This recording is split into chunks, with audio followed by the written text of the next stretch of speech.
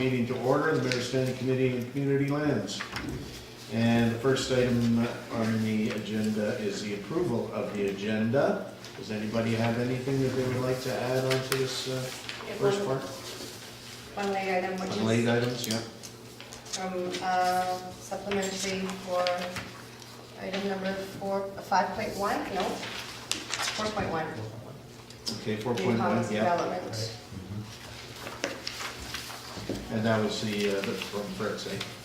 Oh, sorry, no, Fritz this is Beach. from Dion White, and then we have an email from Fritz, which is sort of the whole thing. Yeah, okay. So we'll put that on as an addition, and also that the one Maybe from Rick's Dion. gonna be an info. But that was already on the agenda, eh? Item 6.2. Isn't that a repeat of what was on the agenda? This is new, 4.1A and 6.2.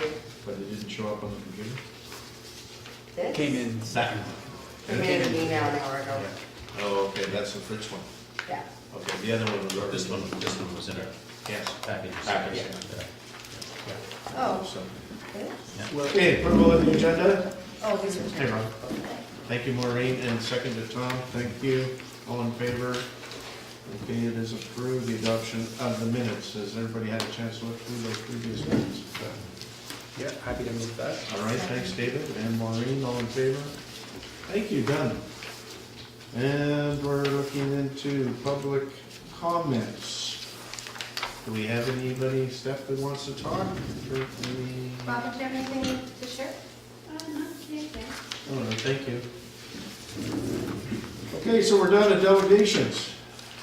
And are you with us, Dion? I sure am. Okay, just as a little primer for this delegation, we have Dion White, who's on the speakerphone. He's a principal in New Commons, and you've had a chance to read through that bit of literature. It's a very worthwhile company they have going there. On behalf of Birch, of course, we have Robin Fenton and David McCallum just around the corner there. Everybody knows these people, I think. I think everybody knows everybody here, right?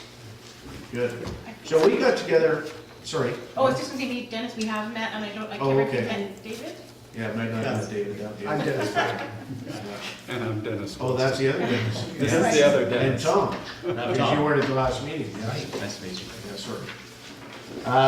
So what happened is we had a little bit of a meeting there. Robin gave me a call and mentioned that Dion and Robin had been talking, and there might be some kind of a collaboration to get some housing going here in Golden. So we're always interested to hear that. And so David and Robin, Dion and myself had a little get together, and I really liked what Dion had to say and where he was coming from and that sort of thing. And I said, well, let's take it the next step and present it to either council or the Mayor's Standing Committee. And it was advised that probably the Standing Committee would be the first place to stop in and say hello. So on that, does everybody have a chance to read up on the thing? So Dion, do you want to go ahead and make a little bit of a presentation, or how do you want to? Yeah, you bet, you Okay, bet. thank you. Thanks very much, and first off, thank you for making time on your agenda at this committee meeting to receive this information and a little bit of a presentation from us. And I will just clarify, I know it reads that I'm making a presentation or a delegation on your agenda, but we are really here in partnership with the Bowen Island Resilient Community Housing Society with Robin and Dave there. Now, the reason that we wanted to present to you today is well, a couple of reasons. First off, I want to give a little bit of an overview of who New Commons Development is, who we are as a company and what it is we do, as I presume that this will be of interest to the committee if there's interest in considering the proposal that we provided to you. So I can take a couple of minutes to do that, if that would be helpful. And then I think because Robin and I have worked on this together and she's in the room, it might make most sense for Robin to kind of walk us through the proposal, which we tried to keep as succinct as possible. It's only 2 or 3 pages, so hopefully we can do that fairly quickly and then get into some questions after that. How does that sound? Sounds great, thank you. Okay, So just by way of background, I work with a company called New Commons Development. New Commons Development is a non-profit real estate development company. So we're mission-based, much like Birch is.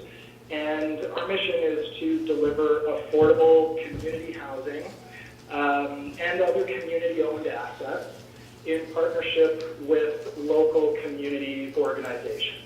And that last piece is really important. It's an important, distinction in that we don't do development for the sake of development independently. We exist in order to partner up with local community organizations that know their community's needs, challenges in getting affordable housing built or community housing, mixed market housing, various forms of community housing. And yet may benefit from having the support and the partnership of a fairly dedicated development firm to navigate through the various stages of both conducting feasibility analysis on an opportunity to see whether it's viable and the risks can be managed appropriately, and whether it can deliver the outcomes that the community really needs. But then also to, undertake all the day-to-day activities of actually getting that development completed. So we're a relatively new company. New Commons Development has been around for about 3 years now, and the company is primarily based and focused out of Vancouver and Toronto, and was really established with a pretty clear mandate to tackle housing affordability in those two markets, being Canada's most constrained housing markets at this time. Now, in doing work in these markets, and I'll just say New Commons currently has a number of projects in various stages of both pre-development and construction. And those projects represent a total of approximately somewhere over $600 million worth of assets being developed, and somewhere over 2,100 units of housing. Along this journey, we've been approached many times by smaller communities who are also struggling with housing affordability and just a lack of access to housing, rental housing in particular, and who are looking for assistance in addressing that issue. However, New Commons hasn't until recently had a vehicle for really, focusing on housing in such smaller communities. So, about 8 months ago, we started working on a business plan for what we are now calling the Small Communities Initiative, which is essentially a program that extends our mandate into smaller, rural, and remote communities with a focus here in British Columbia, but we do have some work going on in other parts of Canada as well. But really the focus is here in BC. I was hired to head up that initiative, so my title is actually Director of the Small Communities Initiative for New Commons Development. And we actually kind of, the rubber hit the road, so to speak, in August of 2019 when we really launched the initiative. And I think Robin and I met at the Rural Islands Economic Forum back in November, and then again at the Housing Central, got talking. I've made a couple of trips over to Bowen Island now just to get a lay of the land, understand what some of the issues are and some of the opportunities may be. You guys are very lucky in many respects to have, the amazing community lands that you do have. And I applaud, the municipality for having formed a governance structure to make sure that those lands are thoughtfully developed and managed over time. Some of them may not be developed, I realize. And also lucky to have an organization like Birch in the community that is very, I would say, ambitiously pursuing the development of affordable housing, and certainly in working with Robin, I can tell that this is, a group that has the means to make some moves. So this is great. A couple of other things about new commons in our model. We essentially provide that full suite of development services and early phase kind of feasibility and viability assessment services, much like development consultants do. However, we're not a development consultant. So we don't we don't charge consulting fees. We don't work on a fee-for-service basis. We do truly work in partnership, much as a developer would. We invest in all the projects that we undertake, and generally bring some degree of capital. And I don't mean millions of dollars of capital like the Canada Mortgage and Housing Corporation or BC Housing has to bring to bear, but where we find that we're able to add value financially is in making kind of early stage investments into projects to keep them moving forward and get through that early stage of assessing whether or not this opportunity holds water and should be pursued. And often those steps can, take a local housing society a fair bit of time to move through, as they're kind of, on a tight leash tied to cash and need to kind of constantly be drumming up, funding from grants and so on in order to continue to pay consultants to move things forward. So we're trying to sort of unburden local nonprofit societies from that pattern by partnering directly, making some early at-risk capital available to the project, and then we don't charge anything for our time as we work through those early stages of a project. The way we generate revenues to support our business model is through essentially it's a success fee model. So we charge on a development that we partnered on, we charge a development fee. It's typically structured as a percentage of the construction value of that project, and we earn that fee at certain milestones through the development process if we do our job properly. And that the first of those milestones doesn't start until we've managed to secure project financing and there's actually construction financing ready to access.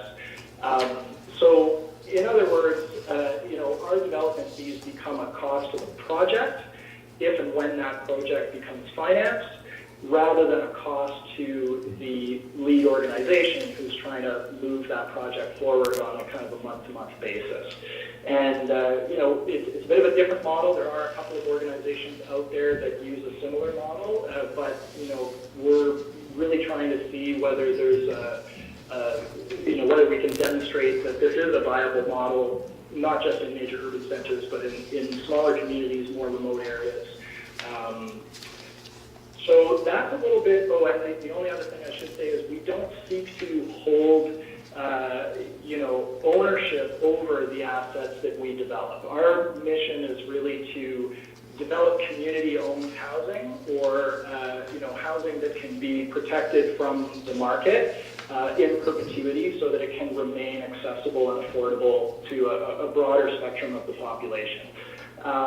So we really rely on those partnerships with local community organizations to ultimately be the one who is going to own and operate and manage those assets once they've been developed. And we certainly, hope to continue to provide support and so on, but we don't seek to maintain ownership of those assets.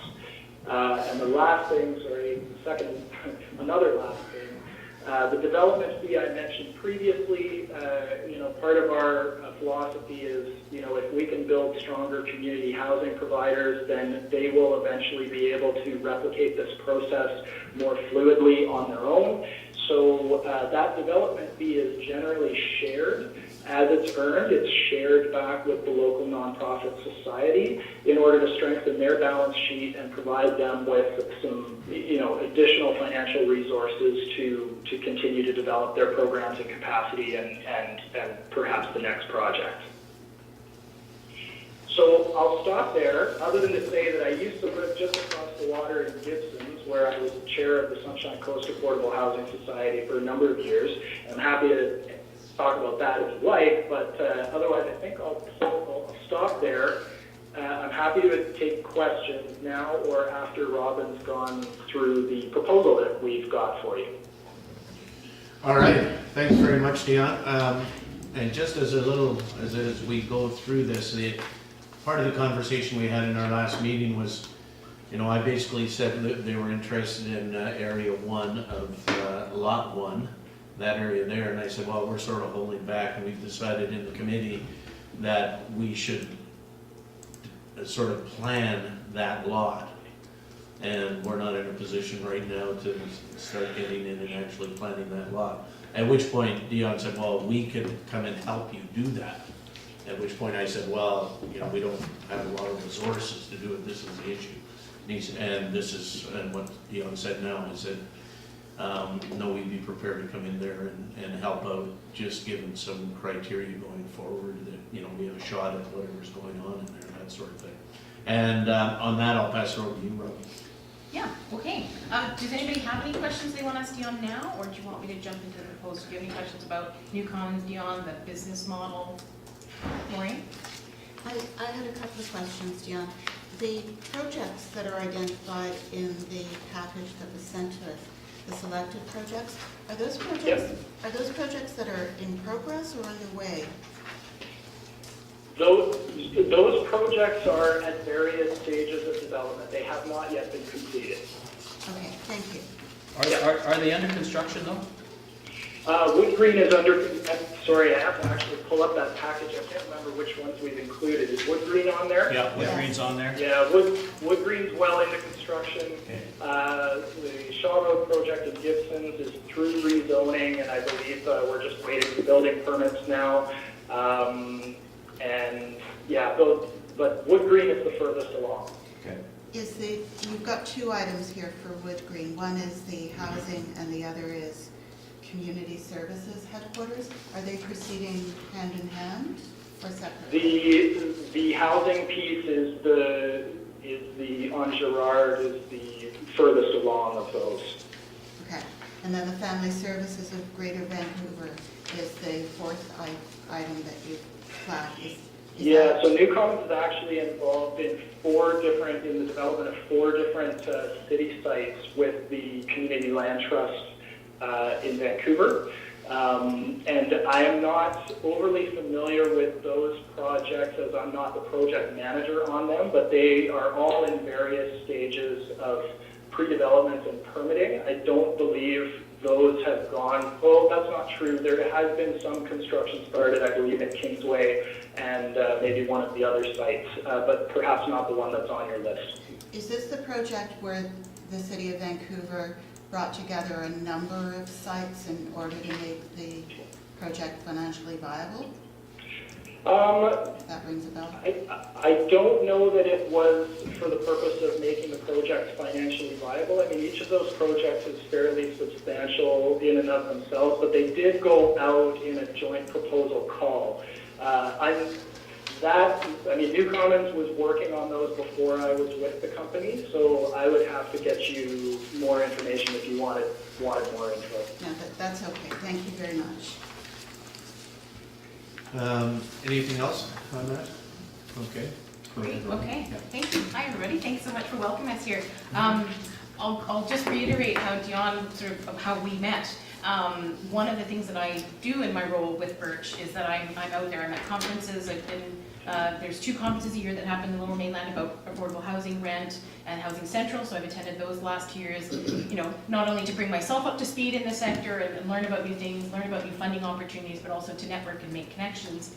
And I went to the Rural Islands Economic Forum as well, and that's where I met Dion, and we started chatting, because the model that we've done for this other lot is, we've hired the development consultants. Thankfully, the Van City Foundation exists to provide some funds, so we've gone through that more traditional model of fundraising, finding the funds, hiring the consultant, doing all those things. And it's working, and we're getting there. It's fantastic. I met Dion, and he kind of threw me this game changer of, well, actually, there's organizations out here doing it differently and willing to do this thing. So basically, we don't have to fundraise as much. There's not that capital upfront. So I said, oh, would you be interested in working on Bowen Island, or what could we do? So we started this conversation, and he's come over a couple times. I've shown him all of the different lands, and we honed in on Area 1 of Lot 1, because I think in past conversations, and again, earlier last year when we were exploring the lots, rethinking the Birch lot, I had looked at that site. It seemed like the next most logical, because I know you're looking at Lot 2, and that seems a little further off, because that needs more work, right? Area 1 of Lot 1 seems like a really easy next logical step. So we chatted and met with Gary, and it seemed to be a fit, so we wanted to come and present. So Dion put together this, I think, a really great proposal here as a starting point of discussion for us.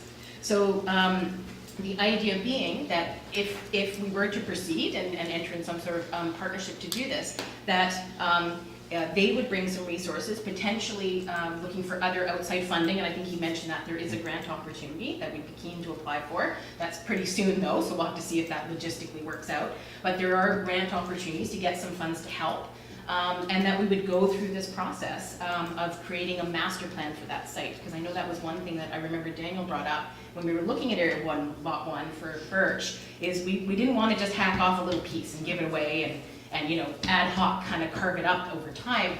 We really felt that area needed a master plan, and Dion said they'd be willing to take that on as a process. So I thought, wow, this would be a win for Birch, because we potentially identify a future site that we could be working on next. I feel like it'd be a win for Bowen Island, because from what I can glean, there aren't the resources at the moment to prioritize that area and do a full master plan. We just don't have that in-house or money to pay people. So it just seemed like a real win-win to bring these resources onto the island, and I was excited, because that's kind of what I've been hoping Birch would be doing, would be able to be going out and bringing in these great things to the island. So I'll run through maybe the different steps. It sounds like you've all read it, which is fantastic. We only sent it out yesterday. We were planning to go through it in person, but it's great. So I'll just maybe quickly go through it. I feel like the question and answer is probably going to be more valuable. So the idea is to, so number one, we'll submit some funding applications if there's funding out there that we can go for. Number two would be staff and stakeholder engagement. So, kind of the background review of the zoning, probably working with Daniel a bit on that. Looking at past public engagement. I know we had that report from the workshop that was done with the community on all of the community lands. Probably we come to this committee for some of that as well, because you've all been doing that research and looking at all the past reports. So we want to gather all of that, do all that research at the beginning. And then I think number three, review the development options and a feasibility analysis, so kind of high level, looking at what things could be developed there, some overall concepts. Informed, I'm just reading the objectives here of number three, informed by strategic planning framework, identify and conduct a preliminary feasibility assessment of development options and refine those options based on stakeholder feedback. So it would be professional studies, memo and slide deck, summarizing possible development outcomes and the result of the feasibility analysis, and then presentation to staff and this committee for feedback and approval. And one thing that it kind of shows up throughout, but that's another thing that obviously would be up for discussion, is what role does this committee want to play? How often do you want to be engaged? Because, and David and I were chatting about this at lunch, is wanting to make sure, like, the worst possible thing would be that, yes, we all say yes, we go away and do some plan, we kind of show it to you, and then we do something else and come back, and at the end, you guys all kind of go, oh, no, what the heck is this? And it gets shelved and the whole thing dies. Like, waste of your time, waste of our time, waste of resources. So we're not interested in that. This would be a collaborative partnership. We want to make sure that this committee, whoever else we identify through this process, the public at whatever stage, other stakeholders, are part of the process all the way. So that the time and energy and resources that we're investing in this are of use. And my goal would be at the end of whatever the time is, we're saying 6 to 12 months, I have a feeling it would probably be 12-ish, months. At the end of that, the result is we have a plan. We actually have a plan that is useful, that's actionable, that this committee, that council could actually, the community could actually take action and say, this is great, this is how we're going to develop this site. How are we going to do that? Who are the partners? Do we sell some of it? Do we partner with people? Is Birch doing this part and that part? That's the idea, is that at the end of this, we have an identifiable plan that can be actioned. The worst thing would be another plan that goes on the shelf, right? So that's for sure my objective, and Dion, jump in if I'm speaking here, but I think we're on the same page here.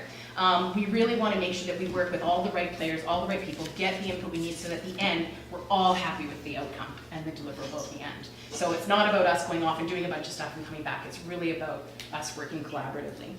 And number four, we've got community engagement. So I think sort of once we've done the background review, we've done the high-level options, we've come back to this committee, maybe there's interactions before that, that's all open for discussion. Once we've got that sort of internally, say, from us as partnerships, then we go out to the community, we have a community engagement plan, whatever that might look like, but getting that feedback from the community, making sure we're all on the right page, and then taking it to that final phase of actually working out the final best option with all of that feedback. So number 5, the actual site planning, physical design, probably having, I won't read through this because you guys have already read all through it, but it would be the deliverables being site maps, illustrations, conceptual concepts for the designs or each portions, to a very high level in terms of here would be a 4-story volume with this approximately this many units, here would be this.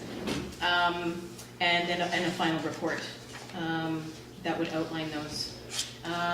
And I think, again, this is a starting point, right? This is a proposal. We're very open to feedback, what that might look like, and then also that might take a little bit of time. It's not a yes today and we're off to the races.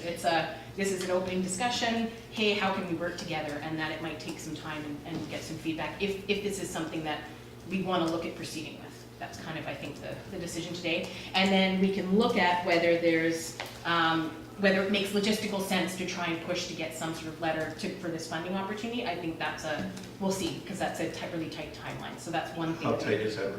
I think we need it by February 8th. 10th is the deadline, so we were thinking. 10th is the deadline for the intake for the funding application. Okay, yeah, so we were thinking, looking at the calendar, probably the January 27th council meeting would have to, so let's see how we go, but obviously if it's a flat no at this meeting, that doesn't matter, but if it's by the end of the meeting, it's an indication of yes, maybe we can talk about that, if that's something we can kind of push through. Yeah, is there any questions? Do you want me to kind of keep running through? Yeah. 2 questions. First one's just, I think, a straightforward question, which is, does the business model present any issues for potential funding agencies? And then the second question has to do with the current breadth of the scope for that land. Are you thinking about it exclusively in terms of potential for housing, or are you thinking about it in terms of all of the options that are permissible under the current zoning? So I'll jump in and answer the second question first about my vision, and then I'll pass it to Dion, and he can say, he shares that vision, and then he can answer the first one about the business model. So my vision is to make the most of that zoning, because I think it's a really interesting, unique zoning, and I think that answer to that would also come through the engagement of the various stakeholders, including the public at a certain stage, but I don't see it as exclusively housing. I think taking advantage of that interesting live, work, artisan, light industrial could be great. I'm not gonna lie, it's probably predominantly housing. I don't think I would look at predominantly commercial and light industrial.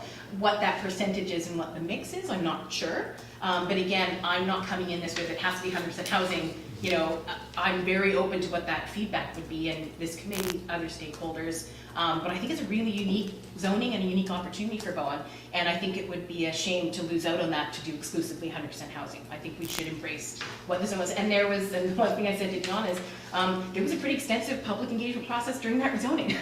So we need to look back at that and understand what the feedback was and the reasons it was approved, and embrace that. Yeah. Okay, I'll pass it over to Dion to answer that question. It was about funding, the business model. Is that appropriate for the funding that might be available? Oh, sure. And before I answer that, just if you don't mind me just adding to Robin's response on, whether or not this would be exclusively housing developed or not housing, Robin totally agreed with everything you said. No, the intent here would be to broaden the scope and really look at, various potential uses on the site. But I do think that it's worth noting, and I think that the proposal speaks to this under the heading kind of proposed terms of engagement, is that because Birch and New Commons Development are not in the business of developing master plans per se, really our ultimate goal here is to facilitate a site for additional community housing on Bowen Island. So I think if we were to undertake this exercise, you could assume that whatever plan we bring you is going to include a community housing component as at least one component of that site plan. Absolutely. Yeah. So on the other question, yes, from what I have read so far on this funding application or funding program that's recently been released through Vancouver Foundation, and I'm happy to give a little bit more background on that if there's interest, it is specifically geared towards nonprofit societies, social purpose organizations, social enterprise, to develop plans, business plans, programs, conduct feasibility assessments in order to become more investment ready. So if there's work that could be done in order to prepare to be able to actually fund the project and get it done, that's the intent of this fund. And from what I've read through the eligibility criteria and their funding priorities, I do think that there is there's a good fit for a project like what we're talking about. How much money is available? This fund will fund between $10,000 and $100,000 per project. The Vancouver Foundation is one of a series of regional partners, and when I say partners, they are all members of Community Foundations Canada. Community Foundations Canada received about $34 million through Employment and Social Development Canada to distribute through their regional partners across Canada to fund projects that will make community organizations in the social purpose sector more investment ready. So Vancouver Foundation is doing all of Metro Vancouver. They're also doing a number of areas around the province that are not otherwise represented by a regional partner. So for example, I'm working with a couple of communities in the West Kootenays, and they would be applying to Vancouver Foundation as well, oddly enough. Interesting. Yeah, Tom. Dion, it's Tom Swan. Just a question around this funding. Can you just be clear about what I'm thinking about is the fact that this is municipal land. Yep. That's going to continue to be in the ownership of the municipality. How does that affect the funding? I'm thinking about in other cases with nonprofits, would they not have some type of an ownership stake in the land in order to achieve this kind of funding, or could you just explain that? Well, I'll make the distinction that we wouldn't be applying for funding to develop housing. I get that. Right. So, and that's generally where the criteria for site control comes in. But you're essentially, it sounds to me though, you're raising money to essentially do a comprehensive master plan on a piece of municipal land. Yes. Not just for housing. No, that's correct. You're absolutely right. And to conduct a feasibility assessment and so on. So, how exactly we need to sort of structure, the application would need to come through Birch, right? Not through the municipality, but it would be structured as Birch or New Commons conducting a feasibility assessment and business case and full master plan for this site in order to determine whether or not it can be utilized for, amongst other things, community housing. And I think that's the frame in which there could be a good fit here. Okay, thanks. It's a new program, so we're kind of, we're guinea pigs to a certain extent. And I think that the program administrators are also figuring this out as we go. And in some respects, that's a good opportunity to get an ask in there and see whether or not something can come of it. I'm not suggesting that is whether or not that funding comes through doesn't have to determine whether or not the proposed project moves forward. We can certainly look at other ways to get that done. This is just an opportunity that happens to be, out there right at the moment and for a fairly narrow window of time.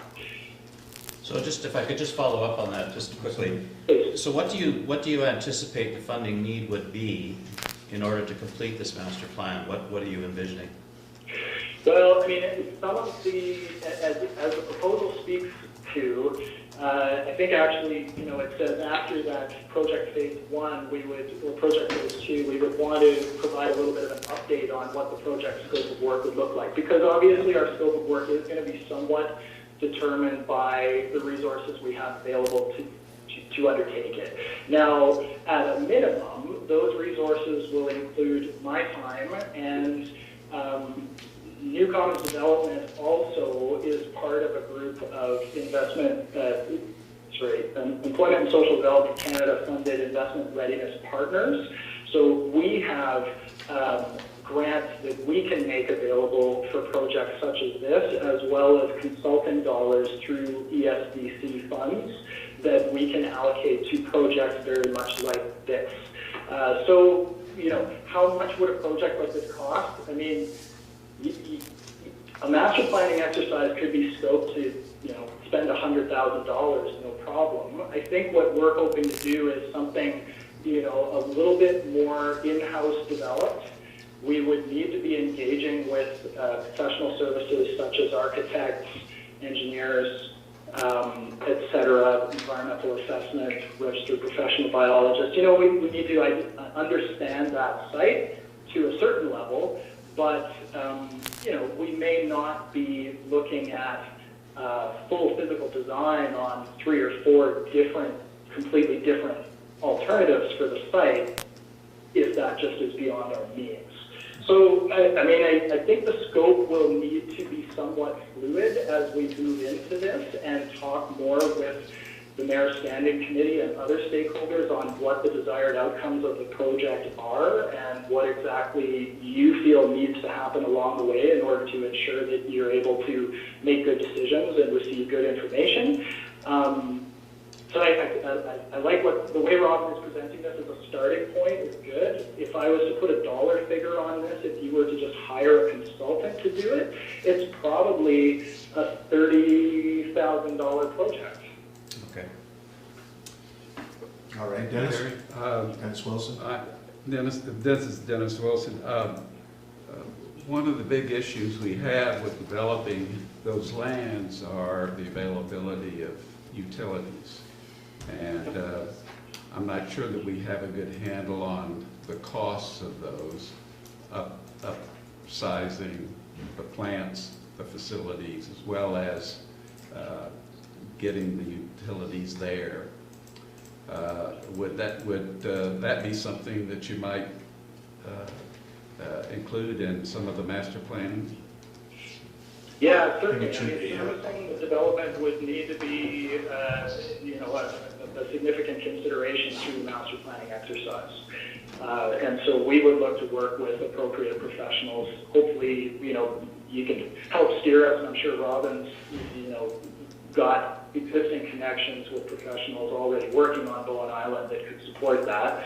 But we would be looking to engage them as part of the project. Yeah, and if I can jump in, like earlier in the year, again, when Birch was looking at this site, I did a really high-level plan, high-level unit count, and contacted a septic installer, right? Like a company that does this scale. So I did get sort of an estimate on not only price but size of the physical size of what the septic would be for a development on this kind of property. So I already we have a very high-level concept of that being, and it was really interesting. He had said that it could be built-in modules, the septic system, right? So the whole, because I'm imagining this will be a phased development, you could install the septic in phases, and it could be designed so that the final phase is where the septic is, and that in, who knows, 20 years' time, it's economically viable to extend the sewer, or other work's been happening, then you can reclaim that land, connect to the sewer system, and that becomes the final phase of development on that site. So I think there's for sure concepts that can overcome any of those sort of utility limitations,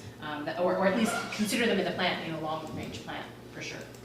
Yeah. Well, that would definitely, it's scary, and that would definitely be part of the feasibility study, and I think we'd look at different options for that property. Yeah.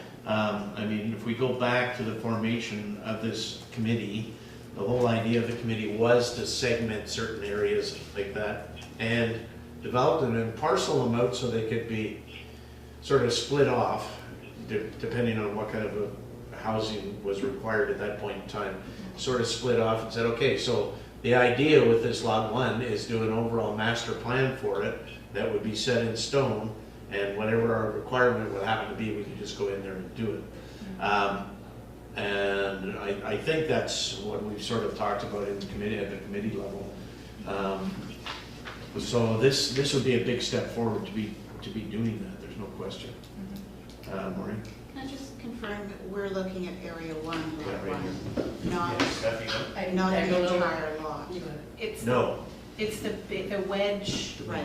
yeah? here. Can Gary point to it? Yeah. Yeah. It's that wedge, and Which it is stops. it's a significant piece of property. It does stop those short of that creek, right? It's Here, Yeah, so there's the lines Creek through kind of here, going so in we're there. committed Yeah, to about here somewhere. yeah. So the desire to have a master plan for the entirety of Lot 1 has been expressed a number of times, and Daniel has indicated that that would be something that he would like to see. So I would like staff feedback on the wisdom of proceeding with looking at Area 1, Lot 1, without thinking in terms of the entire lot. Do you see this as a valuable exercise, or? I think Area 1 is the one with the most uncertainty, and that Area 2 sort of is pretty set in terms of it says there's going to be 20 units of attached housing, and then the Area 4 as the single family lot at the top, and the remainder sort of was reserved for future thinking. So I'm not concerned with that. It seems like Area 1 is the area that needs a vision of planning focus or master plan. Okay, thank you. Well, we have Daniel here, what do you think overall about the concept here going forward? Daniel's Hot seat. manager of planning. Dion. So I would Yes, say, thanks. Daniel and I met with Robin very briefly the last time. Oh, good, okay. Yep. Super.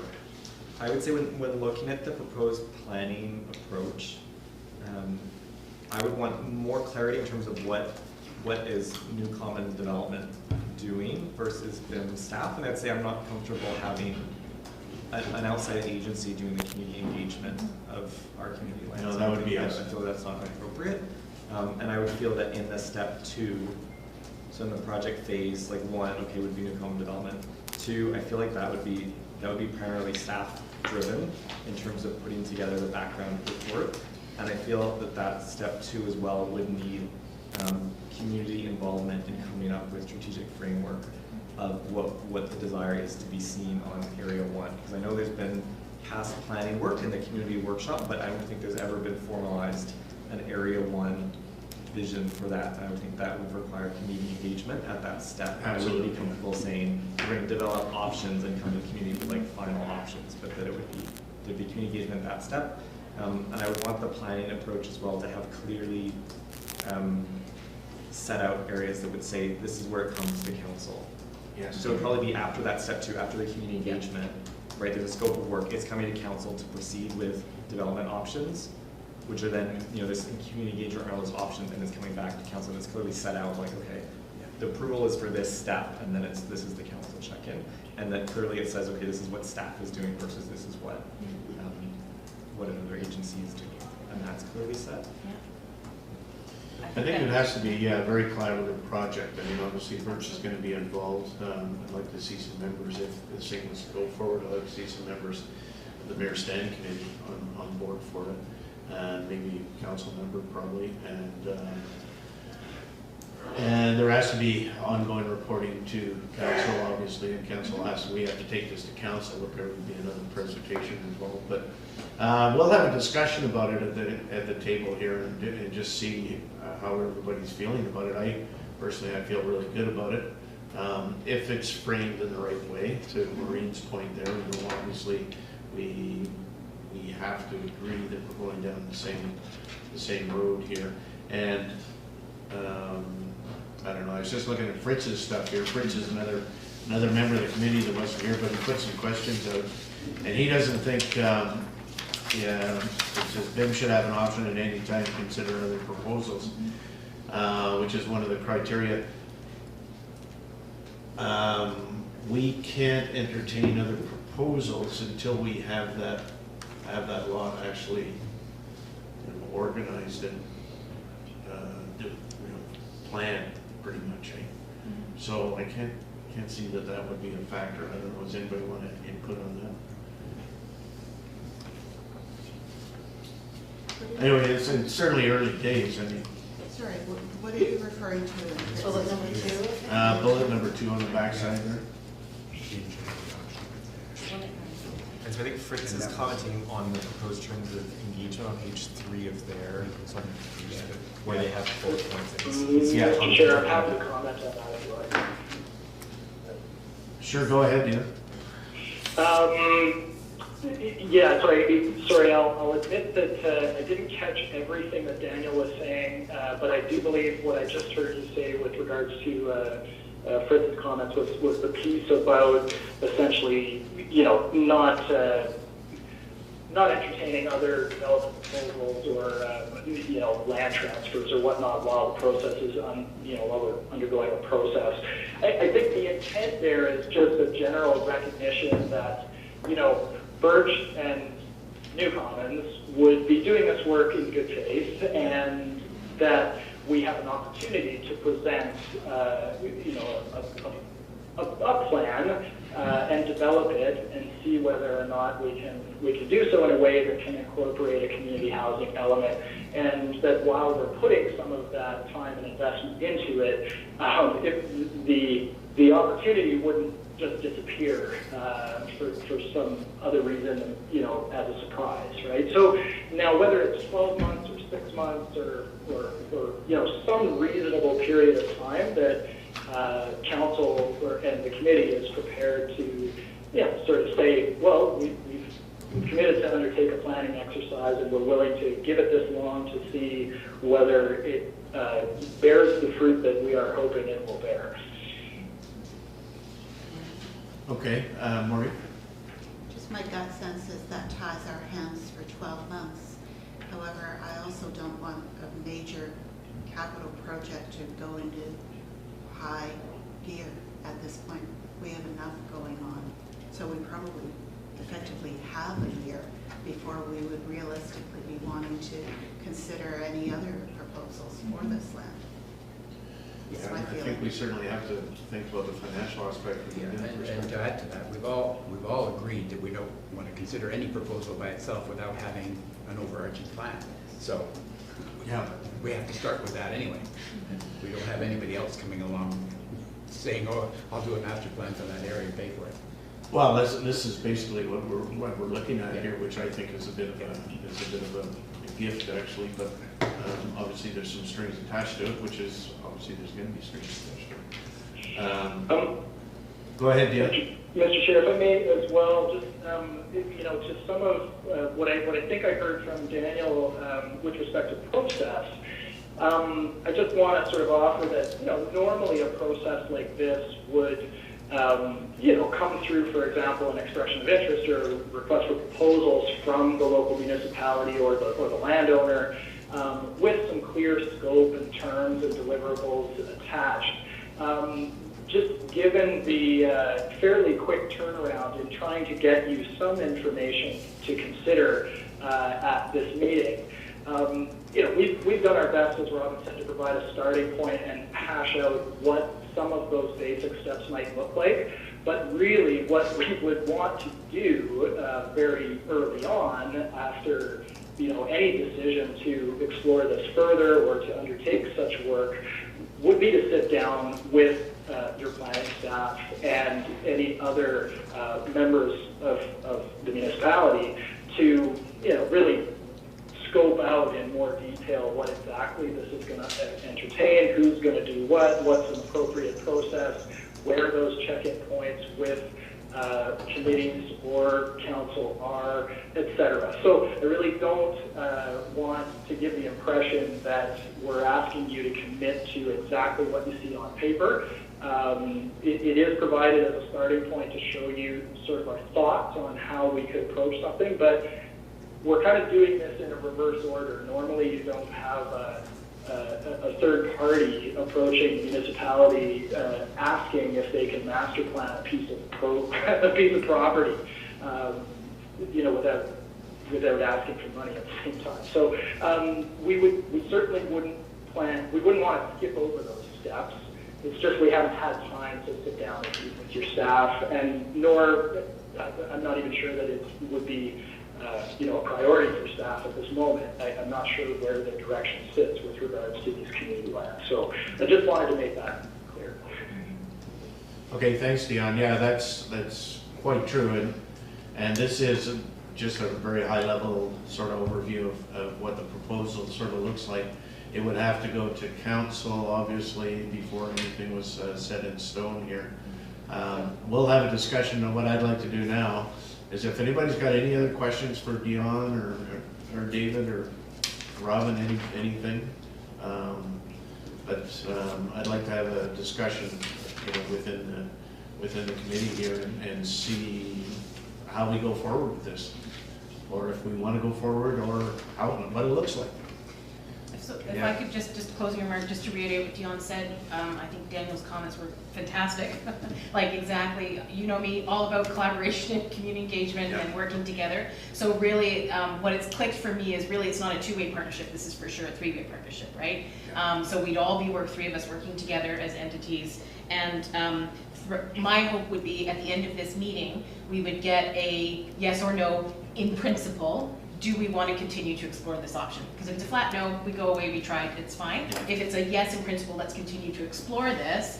And then I'm assuming maybe council is the next step. Once that's in principle, to reiterate what Dion said, I was just scribbling notes that I think it would be a potentially subcommittee of this committee, I'm not sure, a subgroup of some kind, Dion, us, whoever you identify, council, staff, volunteer members, and then we would sit down, take this as a starting point, and hack away at it. And it would be, okay, what does this actually look like? What do we want out of it? What do we do? What does our team do? What does BIM staff do? Where are those check-ins? And we'd really create the plan together. And then that would actually be then the next step would be to say, okay, now are we gonna continue with this? So that's where I see next steps going. Yeah, no, absolutely correct, and I think it would look like some kind of a subcommittee that we could get together and kind of refine this. Our concern, of course, is going to be staff time. There's no question about that, and that's going to have to be pretty well laid out and how the cost allocations are going.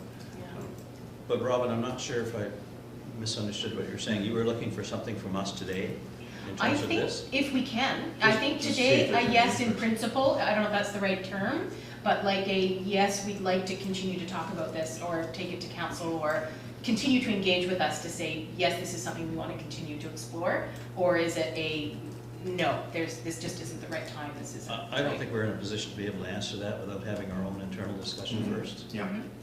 So I can't see that we can give you something to walk away with today that would give you that. I think there's there'd have to be a lot of discussion at this table before we would be at that point, I don't think. Were you anticipating having that discussion today?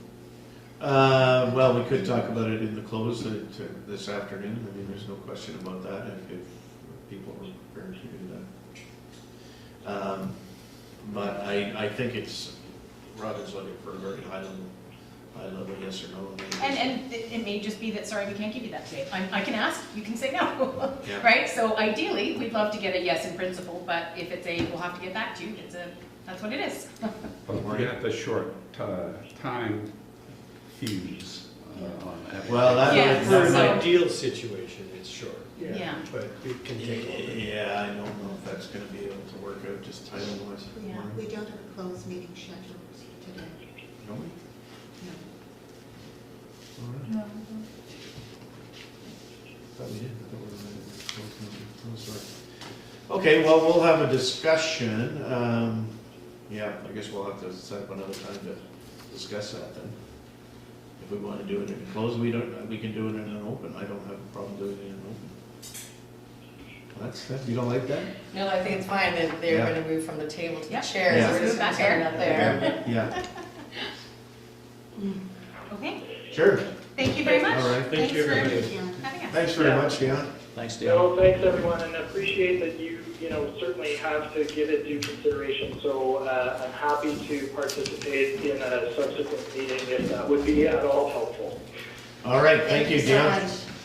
Thank you, have a good afternoon. Yeah, I look forward to talking again. Thank you very much. Bye-bye. Okay, bye-bye. Bye. I think there's a close going on. It was, discussed the reason was open, I got on the phone. The board was No, we we still have to close the meeting. So. It Agenda for you. was a draft, and after that we decided Oh, that was mine. it was a draft. Sorry, I shouldn't have brought that one. Confused myself there. Okay, so just a roundtable discussion quickly. Does anybody, first of all, Daniel, what do you think? Is this something we should pursue? I mean, I think I gave my comments in terms of how I'd want it to be pursued, Yeah, right? yeah. I mean, and that's where I see the value in terms of, you know, for us to do the master planning. It's like, Yeah. okay, what's our capital, what's our project budget for it, and where is that money coming from, right? Which is a Absolutely. process to come up with, you know, $30,000, $50,000 in the consultant stuff piece of it. Yeah. And my biggest concern would be losing control of the engagement side of it. Okay. And that's where I want to see that it's definitely a Bona municipality-led engagement process. And then I would too, I think any sort of understanding we have or work plan or whatever it ends up being has clarity in terms of the expectation at the end of the process. Yeah. So I wouldn't want, I guess I wouldn't want the master planning led by the fact that, okay, Birch New Commons does have an end goal, which they're, you know, very open about, but I wouldn't want that to then influence the master planning of the development, or an expectation then that, okay, well, as we design it, this is our site or something, or just have clarity in terms of going in. Right, is at the end of it, there'll be sites that we say, this is an affordable housing site, and then we're gonna pledge an expression of interest and Birch is welcome to apply, or is it more concrete than that, or what? You know, have that done beforehand rather than at the end of the process when then it, you know, goes sideways or whatever, and have it really clear. No, I agree that has to be very well defined going in, and, Yeah. you know, to Robin's point there, I think that if we establish some kind of a committee or subcommittee of the standing committee, that is going to be what they establish right away, is, you know, criteria, and as long as everybody agrees to it, I mean, that's fine. Yeah. David, what do you think? Yeah, so I've been away for a while, and I just read this afternoon, and I was really excited to read this, because this is a chunk of the work that we wanted to do as a committee, is to do a sort of a master plan of all these lands. So it's an opportunity for us that I think is fantastic to be able to see an opportunity to bring in some external resources to help us do the job that we set for ourselves.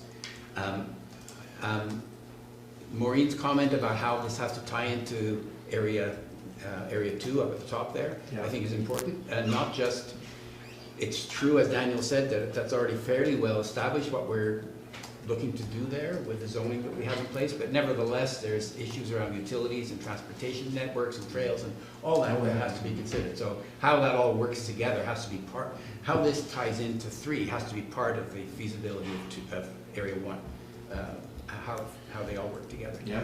Daniel's comments I thought were all really important, and so I support moving forward in, I don't know the words in principle or something like that, and at a high level with all that Daniel's has said as part of that. Yeah, I think basically what we're talking about here is, do we take this to council? Oh, we have to take it to council. No, we have to take it to council, but either we do or we don't. So are we interested in taking it to council? Maureen, are you? I'm definitely not a no. I think this is a very interesting proposal that could help us get some work done that we wanted to get done. My main concern is just capacity at this point, because no matter what, it's going to land on staff's desk, especially if staff is going to be handling the engagement part of it and ensuring that the master planning has a broader lens than just the affordable housing plans. So I'd like to continue the conversation. I'm not interested in this being on a super fast track. No. Okay. Well, that's fair too. Yeah. I don't see why we have to rush into anything here. Dennis, what are your thoughts on this? Well, I need not say, but I'm the newcomer at the table, and I probably should say nothing. That's probably my best role. But as a general observation for what it might be worth, Municipality has acquired these lands. Obviously, you have an interest in the future development of it. That particular lot looks like an exciting proposal in terms of the use and its proximity to Snug Cove. I'm not a planner, but I'm just saying that the proximity, the need is there in the community for non-market housing. We've got Birch, it's a local nonprofit organization that is already engaged on Lot 3, and this is a second opportunity for them in terms of new commons and how their role in all this. I share some of Daniel's concerns, and that is that I think maybe there's room for new commons, but I think it needs to be largely a Bowen Island municipal-led process, not I know it's a non-profit developer, but development-led process, because if you're going to the community and you're doing community engagement, you're doing planning, and it's the proponent that's leading it, it's, in my mind, the optics of it maybe don't look good from a community perspective. But otherwise, I think it's an exciting project. If we turn our minds to the end of this long road and say, look at what we've done there, and look at the X number of units that we provide housing and how nicely it's done, and as opposed to land that's sitting there. I mean, these are early days, but in the long term, I mean, I think it's an exciting proposal. Yeah, thank you. Raj? I don't really have anything to add. I share the same thoughts as Dennis and Daniel and Maureen and David as well. Yes. I think that this is a real opportunity to get some help doing some work we want to do anyway.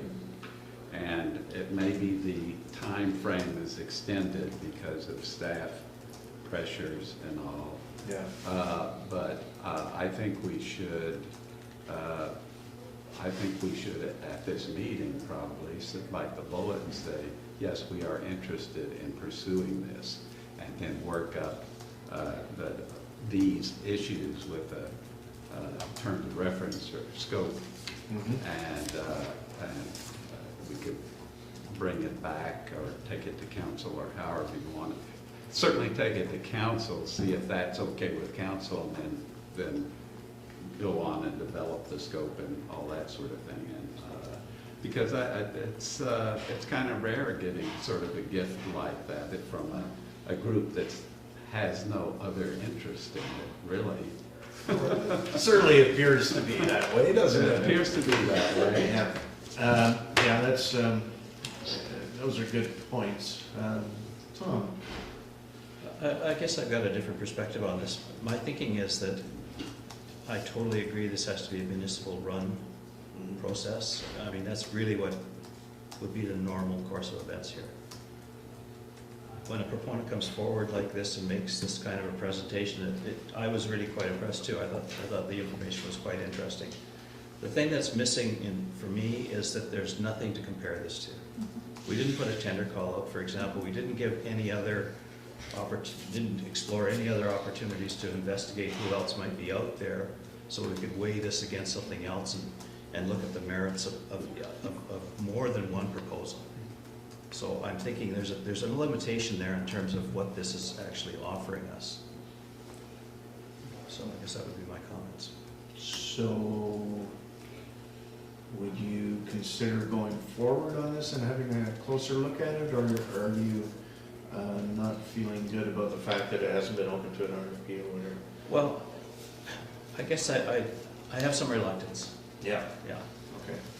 Could I just clarify? Yeah, that? do. So, I mean, I haven't been at this long enough to know, but would there be other people who would be interested in coming forward that you're aware of that in this? Well, way? there's lots of people that can do planning. I mean, Yeah. planning is a very Right. standard exercise. Right. What we're asking for here is, that's what Daniel's been talking about and what we've been talking about around this table is the planning of that particular lot. Yeah. In order to look at what a parcelization of it, access, services, all of those things, what would that all look like? And sure, this is a very interesting opportunity because it's not going to cost much. And that's the number one thing about it in my mind. Yes, absolutely. But what worries me about that is that you don't know really what that means. Well, we could find out what that means. A couple of meetings ago, we left the meeting with David and I charged with developing an EOI for that area, Right. which we did. But we came to the conclusion that we didn't have a lot of the detailed information about the nature of the land in order to make responses to an EOI meaningful. And in some respects, this proposal could give us that, I think. Yeah, yeah. I mean, the other alternative is to spend the $30,000 ourselves, keep control of it all, get that information, put it out to EOI, and Birch and New Commons could respond to that. Yeah, Des? I think that the only downside is that we would just have more information about the development of that property. The fact that they're looking to include some affordable housing in it, that affordable housing could be affordable housing, or it could be apartments, or it could be, any number of other uses, but it will help, I think, us to better understand the developability of that land and give us some outside views of it as we work through the process.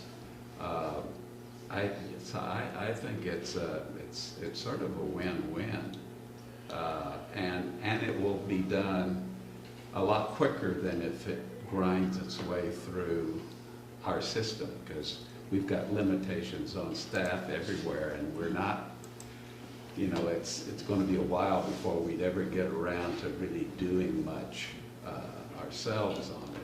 But it can help get us prepared to better respond when we get someone who's interested, and when we won't know sort of what to ask about it, and it could help us as a package if at any time afterwards we found somebody who might be interested or wanted to, on the basis of selling it, it would give us something pretty solid to put in that package, to put that out for expressions of interest. Tender, yeah. So I guess the question is, what would we be agreeing to? We would not be agreeing to proceeding with the project that is described as a result of this. I mean, the proposed term of engagement, the second bullet point, is that Birch NCD would request, as consideration for the time and investment made by both parties into this planning process, that the municipality not engage in or consider other development proposals or planning processes for this site while we undertake this exercise, 12 months or so, or until completion. Could we agree to that? Just giving them the time to undertake the work that they want to do, with the understanding that we're not actually making a commitment to necessarily proceed with it. Well, yeah, and or with anybody else who might come along, and we sort of doubt anyone will come along with the sort of vaguenesses and the development issues of that property. So I think that's a no-brainer, sort of. I have to respectfully disagree. Okay. Because, I mean, that's fine, and that's pretty standard language. You see that quite often in these kinds of proposals. But, the other side to this, from my perspective, is that that also precludes anybody else coming in and involving themselves with the municipality on an option for this land. And so we're jumping on one horse if we go this route, and we're relying on one particular strategy moving forward and precluding any other alternatives for 12 months or whatever that time period is. Now, to your point, Maureen, I don't think there's any big rush here. Like, this is not something that there's an immediate requirement for.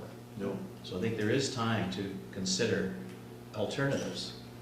But I'm not sure that it's in the municipality's best interest to lock out others over a period of time that we don't know who's out there. We don't know who might come forward, but this proposal came out Yeah, that's true. from someplace we Yeah. weren't expecting, and I don't think there's any reason to think that another one wouldn't. We just don't know that. So I guess it works both ways, Dennis. That was my point. Yeah. Eventually, we're gonna go to this anyway. I know. There's absolutely no It has to be question. done. So this, I saw this as an opportunity to move forward at extremely low cost, as opposed to, you know, paying the normal cost. Yeah. So that was the advantage there. What you're saying is, are we gonna get the quality or the, you know, the design features that we want to get? Right. We don't have an opportunity to choose the person that's gonna be helping us out here. But we're gonna have people from this committee, we're gonna have somebody from council on, obviously we're gonna have Robin on, Birch representation, and they've gotta bring somebody with some quality, some quality background into the operation too. But I guess where I was going with this, Gary, is that Yeah, I know what you're saying. think the committee would basically have to put a counter proposal back, right? Because there's obviously things in here that we don't agree with. Yeah, oh, absolutely, but that would be the little, if we did form a subcommittee, I think that would be, you know, and the other thing, of course, is we got council up here too. I know. I mean, this all has to be run through council and a few other things, so, I think the feeling generally around the table is, let's not stop here. Tom, I know you're a little bit hesitant on that, but I think we'd like to pursue it in some shape or description. It's certainly not over, I don't think, because it's a great opportunity that I think we have to investigate. But we've taken a lot of time today, a lot more than we thought we were going to take, and it's a big conversation. So I think we should carry it on, and Robin, why don't you and I talk about how we do it, whether we bring it back here for some kind of consolidation before we go to council. What would you think about that, Dennis? What do you think about? What I'm hearing around the table is, everybody kind of likes the idea, there's some concerns. Yeah. There's some concerns about locking ourselves into one proposal and to new commons. Like, you say, well, we'll go through the exercise and we'll have better information at the end. I think if new commons go through the planning process, there's an expectation that this will carry through, and I don't know that that's really what the commitment that the municipality wants to make right now. So maybe what we need is, maybe we need to kind of just let this sit until the next meeting and digest it, maybe try and get some answers to some of these questions that we hear kind of floating around here. I just hear there's a willingness, there's an interest, but there's some concerns about how does this work? And you know why? I've been in the business a long time. I haven't seen a proposal quite like this before. I'm accustomed to the traditional approach that Daniel talks about, where it's municipally owned land, we do the planning, we know what we want, we go to an RFP, we offer it first for development proposals. And so I too am struggling a little bit because I'm trying to kind of understand and wrap my mind around just how this works and what you're really committing to. So And those are exactly my I concerns. would think that we'd probably all be well advised, and we don't have to wait till the next regular meeting if we want, I'm not speaking for, but if you want to come together sooner, you certainly could call a special meeting. Yeah. But I think maybe you just need time to kind of absorb this new concept. Okay, so- Helen, you had your hand up there. Yeah, I know I'm not actually on this committee, but I just wanted to talk about this because obviously this is like what I've worked in for most of my career. So I just wanted to quickly just, talk about that because I think like obviously all the points that you guys have raised have been really valid, and so I just wanted to say that I've done a lot of regeneration programs, I've done a lot of placemaking. That's what most of my projects have been in. They've been in economic development, regeneration and placemaking. So I've done tons of housing developments that all involve basically rebuilding towns. That's what I've done for most of my career. So what I would say is there was a few things that popped out at me as the chap was speaking there. So one is obviously it does need to be community led, so Daniel's totally right, like the whole process needs to be community led from the very beginning. So we need to make sure that like whatever we do, they're involved from the very beginning stages. It's not just us sort of parachuting in, like in the middle and then parachuting back out again. We've got to make sure that there's that thread all the way through with the community engagement. I think it's hugely important that the municipality is the one leading the charge, like all the way through. We certainly found that in Edinburgh, like, because we did a couple projects where Edinburgh, so that's where I work for, obviously, we kind of let the developer take the reins, and it was a disaster. It was a total disaster. So it worked way better when it was the council that kind of led the charge, and we sort of worked with the developer to lead them, you know, throughout the project process. It worked way better that way, and we worked in partnership with them. So I would say that would be better for us, and it is our land. So I think, you know, whatever we do there, we need to be leading the kind of charge with the engagement and with what we want to do with the land. I would say also with regards to a couple of points that were made with regards to the visioning process, it probably does need to be part of a bigger exercise, like a bigger kind of placemaking exercise, not just for that piece of lot one, but also for you know, the It's not Cove in general. general. That's one of Because we've Rich's big certainly ones. got the design guidelines coming up and they're redoing those. We've got other sort of things coming up, so we do need to take a look at that and what's coming on board and just what is happening as a whole, so that we can make sure that all of those things feed in together and that we work together as a whole. Because if we do keep doing things bit by bit, which is what we've done traditionally, that's when things don't work. So certainly we do need to take a look at that. And the last question, which you might be able to answer, I don't know, was you mentioned something about our expertise is not in master planning, it's in housing, and so that raised a red flag for me, because certainly from a placemaking and master planning point of view, housing is amazing, and people that can plan housing is amazing, but you need them to be able to do a much wider scope than that if you're doing this kind of thing. And so that did kind of make me go, oh! Because I know that obviously you guys are interested in housing, and that's super important, but we need way more than that. It needs to encompass loads of other things for it to be, you know, good for Bowen and to make Bowen sustainable and thriving. And so I just wonder if they don't necessarily have all of those expertise, who will provide those? So if I could jump in, and I think the reason why that line is in there, and I understand you can interpret it a couple ways, so I get that. And I think the reason why he says it is, just like as an overarching thing, this isn't really what they usually do, Yes. But they're doing it in the end goal being housing. So just to make that clear, that again, that's what Birch's intentions is as Yes. well, to have that as an end goal. But we're willing to participate and help the community to do that master plan so that in the end we can get that. Yeah. And I think in acknowledging, it's not that we, like Dion and I, New Commons and Birch are not going to be the ones planning this. Yeah. There would be outside expertise, expert planners, which obviously would be, you know, decided upon as by a committee, not just by us.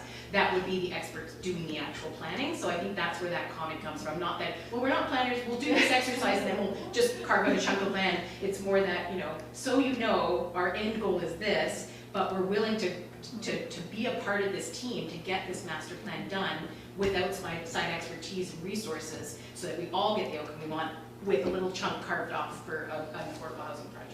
Yeah. Does that make sense? Yeah. Maureen, and then Yeah, I just looked up the investment readiness program because that's one of the things that's pushing making a decision now.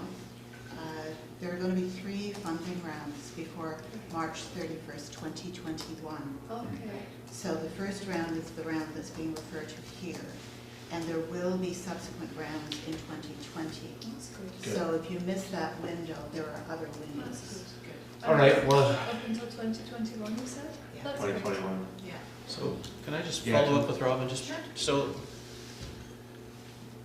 so then, New Commons Development would hire a planner, Yes. essentially. Is that what you're saying? I think that's the idea, like as a team, right? Like it's really, this would be a partnership and New Commons and us would be a partnership.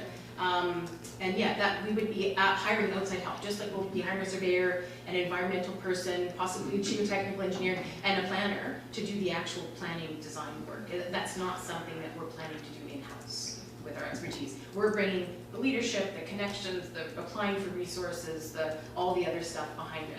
And the funding that you would be applying for would cover those outside costs? I think that's the idea. I can't speak 100%, but I think that's the idea, is that, and I like that Dion pointed out, this particular one funding, and thank you, Maureen, for relieving me the time pressure, that's not a make or break. It was more of a, we identified it, like, oh, could we get a letter in and apply for that to start the ball rolling? Now that we know the pressure's off of that, there really isn't a hurry for it. It's more that there is this program that could actually help fund this, but I don't think it's a deal breaker. I think New Commons has other resources available that would help fund this, but yes, that whatever funding, whether it's from New Commons, from a government agency, whatever the grant funding would be, would go toward those outside experts, that there are not the resources or the talent or the expertise on the team. Okay. Yeah. So what I'm hearing around the table, and we really do have to move on, it's an amazing opportunity, there's no question about that. But there are some, obviously some things we have to cover up before that. So I'm gonna give you a definite maybe. I'll take it. All right, but let's pursue it. I don't want to let it die. I think it's certainly worth further conversation.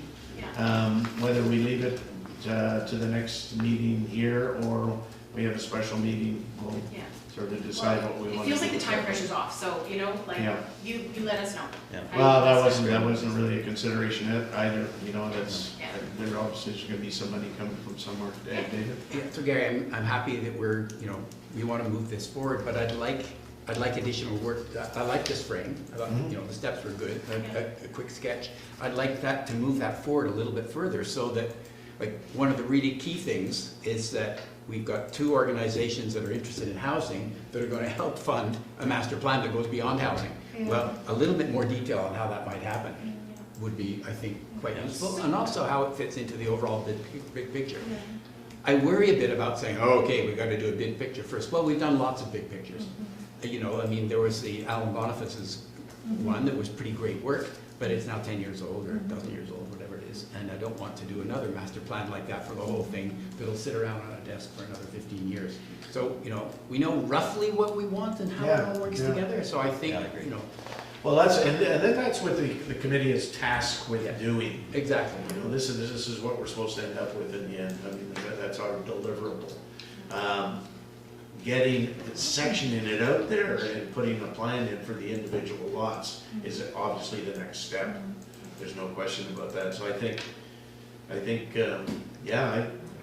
I say, let's just let it soak. And Yeah, could I propose possibly a next step? I'll just plant the seed. Yeah, You guys think sure. about it, let us know. Glad to Maybe hear the it. next step, to your point, David, is if you think it's right, at maybe not the next meeting, maybe a subcommittee, working session, invite Dion and I back, and that working session hashes out that to a high level, and then if everybody's satisfied, maybe something from that goes to council. Do you know what I mean? And I'm just gonna leave that with you that just popped into my mind when David said it. I think we have to have something a little bit more concrete to go to council. That's what I think. Question. So maybe it's a working session with all of us working together to see if it's the right steps. I like that idea, and so I'll leave it with you. You guys we will decide if discuss who might want to be on that. Okay, I gotta run. All right, we all gotta run. You gotta run. Absolutely. And I Roger out. Okay. Thank you. Thank you very much. Okay,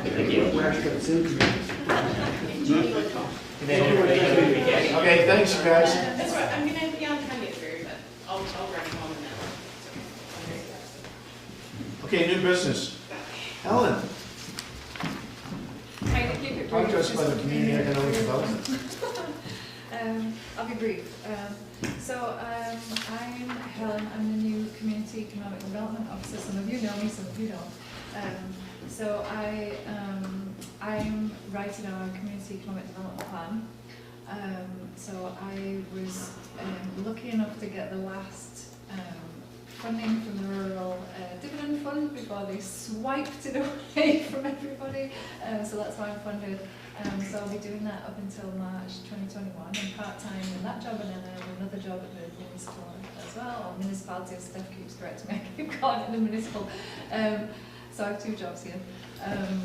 So I do half and half. And as I've mentioned, my background is in this field. I really just wanted to introduce myself today rather than give you guys a big presentation, because I knew that that would be a big presentation for you guys.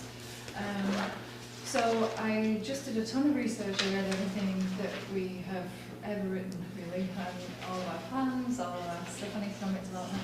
And I read a lot of stuff for our comparative communities. We have 16 altogether, and then some of our nearby communities as well, and some of the rural islands to see what they're all doing. And I'm just in the process of writing my finance report, which is going to council to basically say, this is all the stuff now. It's going to inform the community engagement, which is partly why I'm here, because I wanted to reach out to you guys to say I'm going to be starting doing all of my community engagement quite soon, and it's really to start to develop the plan.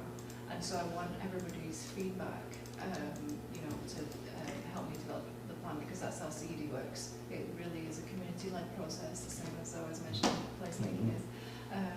And so it's to reach out to everyone. So it's really to say, hey, this is who I am, this is what I'm going to be doing, and I'm going to be reaching out to all of you guys with the CED engagement. So if you see some things coming through from me, then that's what it's all about, and please answer, please get involved. There'll be a number of workshops, open houses, all that kind of stuff, so come along to what you can, please, and if you see surveys going out, please let people know that that's what's going on, because I just want to try and get it as wide as possible, so they can get as much information as possible, because that really is the key to me developing the plan. I need to get as much feedback as humanly possible and get people knowing what economic development is, because we asked on the survey and people don't know, which is great for me because it's a good baseline, but then I got to get people knowing what it's all about, because obviously it reaches on every aspect of Owen Island, right? So, Certainly, yes. Yeah. Any questions or anything? No, sounds good. there you go, it was very brief. Thank you. Yeah. Well, that's great, thank you. Yeah, and I don't need to talk about placemaking because I just did. That was what my placemaking spiel was about. Was Yes, about this, yeah. Yeah. That's So, good. 'cause it's Yeah, super I think- fun. I think that's great. I think it opens up some opportunities and that sort of thing, or at least it just expands our thinking about going forward to the next step. Yeah. Yeah, and that'll be part of my plan too, by the way, just so you know, the placemaking aspect. So Good. that's why I want to talk to you. Super duper. All right, so then we're gonna move on to 5.2, which is me talking about the survey that we did. We went out to everybody in the municipality, and it was returned by about 18% of the people. It's quite extensive. There's 80 some odd pages of it. It's quite good. I think we should. Yeah. Oh, you got the whole thing on there. Oh my goodness gracious! I had a whole bunch of pages printed, but yeah, down in the housing section. Well, just in the first part here, as you go up. That's it. What am I doing? There, I was Down to the just survey? keep going to the survey, and then there's some charts. So just these charts are kind of interesting. Quality of life, everything, nothing changed. You can see that 2019 is the bottom line on it, and you know, it was interesting that place to operate business, people are more encouraged about business, place to retire, that's good. A couple of raised children came back, but, okay, if you wanna move on. What was that? No. It's interesting, it didn't change too much, go to the housing, can you go to the housing It's section, part- which I think was 5? It's part F. Part It's F. page 22 of the PDF. It's having a hard time keeping up. The internet's been horrible today. Yeah. It keeps dropping. I don't know what's wrong with it. Oh, really? Yeah. Am I down in? Yeah, keep going. Okay. Like a lot more. Yeah. Okay. So lots of good response on things like fire, service, Mhm. education. Okay, stop. Good. Yeah, that was Go good. up, There we go up 2 pages. Okay. One, yeah, just for that bar chart and there. Okay, Yeah. that's where the process starts. So interesting, in 2018, people thought that the municipality controlled, was mostly controlling the housing, and they think that actually a lot of it's gone to as you can see, into the provincial level there. So people are understanding that, you know, we don't have the money to build housing is probably what they're understanding. Do we need more housing on Bowen? That's an interesting statistic right there. Yes, it went down, you know, 15%, which, like I say, there doesn't seem to be the urgency on the island. I'm just not feeling it. I don't know how everybody else is feeling it. Or people are just giving up, that's the other. That's what the other I've been getting from some of the Yeah. stuff I've been doing, is a bit lethargic. Yeah, and this is a very small capture of Yeah. what's going on, and it's only 2 years. I mean, if we had some trends or something we could work on. 18%, is that good for a survey? It's, No. yeah, it's not bad. Maureen says it's Good. okay, you It's say not it's bad, not bad, yeah. yeah. So that's good. The next section there, There were, there's a fewer percentage of renters responding to this than in the 2018. yeah, that was down at the bottom, anyway, down the bottom, yeah. What does this tell you? That it's not, a lot of the housing went from very important to important, you know, which is interesting. I think the need for, yeah. Yeah, to me, Gary, and I don't see it here, I saw it in the higher level one, is what I thought was most important, and it's not, there's rarely, like, the differences are really small year to year for the most part on this, and when, you know, you've got, Yeah. so you're not really sure whether it's a data thing or there really isn't a difference. Yeah, no, that's right. But where I thought the most important was where there was a series of questions about how important you thought this was and how well you thought the municipality was dealing with it, and it was on, That's it. is this it right here? I saw it in graph form, which was easier to grasp. Down? Yeah, it's hard to, There's the satisfaction, there's two things, there's but the basically, importance and the yeah, basically it satisfaction. was kind of 80%, like it was kind of getting a high score in importance in diverse housing, affordable housing, you know, more choice in housing, an array of things like that. And but the delivery was kind of like midpoint, like That's correct, 50%, 2.5 out of 5, whereas the other was 4.5 out of 5, something like that. So housing is really important. Diverse housing, affordable housing, those kinds of things are important, and we're not delivering. But we all know that, and it was, I think, everybody knows it. We know it. Yeah, there wasn't any huge surprises in there, and there wasn't any really radical, yeah, just keep going down there, Steph, I can't remember what's. That's an interesting one there, affordable rental, went down, And I was the surprised housing gap there. by how many, like, more relative responses we got about the, like, there's sufficient housing on the island. Yeah. That's Like, right. it went from I know. 3% to almost 10%. Yes. And if you go through the comments, there are, you know, a number of comments, which is something that, like, I would see in past reports, like when I started here, I would see in past reports comments about there's, you know, we have enough housing on Bowen, we're good, Yes. but I never got it in like any rezoning, Yeah, right? They comment never, well, we're good on Bowen, but then it was showing up in this. yeah, yeah. And it depends on who returns the Yeah. survey. Obviously, people Yeah. that have concerns about it are gonna return it more than some other people. I had some other notes here, page 27, I don't know where we at there now. But what is interesting is that, yeah, there was a group of people that wrote. See, there's it. another lack of affordable housing, sort of. There were a group of people who wrote it in 2018, a group of people who wrote it just recently. And for the most part, there aren't differences, with the exception of the fire safety. But there are differences, even if they're not being characterized as big ones. There are differences in the response to the housing questions. And when Sophie and I went through all of the data, that's what jumped out at us. Yeah, no, it's really It's interesting, and different. these, you know, the lacks are all going down this year, like there doesn't seem to be that lack of housing, or the percentage that there was before. And when you look at the concrete, you know, what has changed Yeah. on the ground, not much has changed on the ground, but No. the perception has shifted. Yeah, But like you said, there weren't as many renters that answered, so that's probably why it's changed. Because because a lot of it, that would be renters, wouldn't it, that were saying, there's no housing. yeah, I know. Yeah. In your opinion, seasonal short-term rentals, are they having an effect on the long-term rental housing? So that went from 53 down to 50, I don't know why. Just some stats I did have out of here was 88% are single detached homes on the island, you know, accommodation. 60% only 60% are secure in their occupancy for renters. So they're not really happy there. 56% are looking for housing, which is a funny number. I don't know how that came up. 56%? That's, I'm Yeah. not looking. Yeah, okay, go down a little bit That's further. closer to 39. 36. It's the next page. The top of the next page. Do you feel secure in occupancy of your current home? There it is there. Oh, that's very secure. Very Yeah. secure, Well, maybe I was, no, I had 56%. So step to the top of the next page. Okay, Down more. That one. that one, 56%, yeah. I'm looking for a house. I'm not looking They're for. not. Oh, not, 60% of 55. okay. But that's still not very good. Yeah. That means that Wait, so it's like, 44% looking for housing. 10% of people are having difficulty And finding housing. 86% are satisfied with their current housing. Anyway, I think that's, it's quite a comprehensive, it'll be nice to see what, because I think we're gonna do it every year.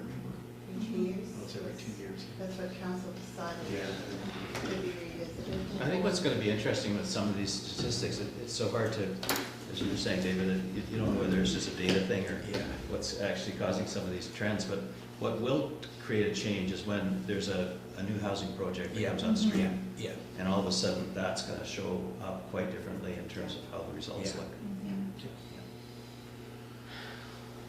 All right, anybody else have any questions on the survey? It's interesting data. I don't know how much depth you can give it because it's short term and stuff, but it'll be interesting to see what the next one looks like. Maureen, had something to do with putting this together, right?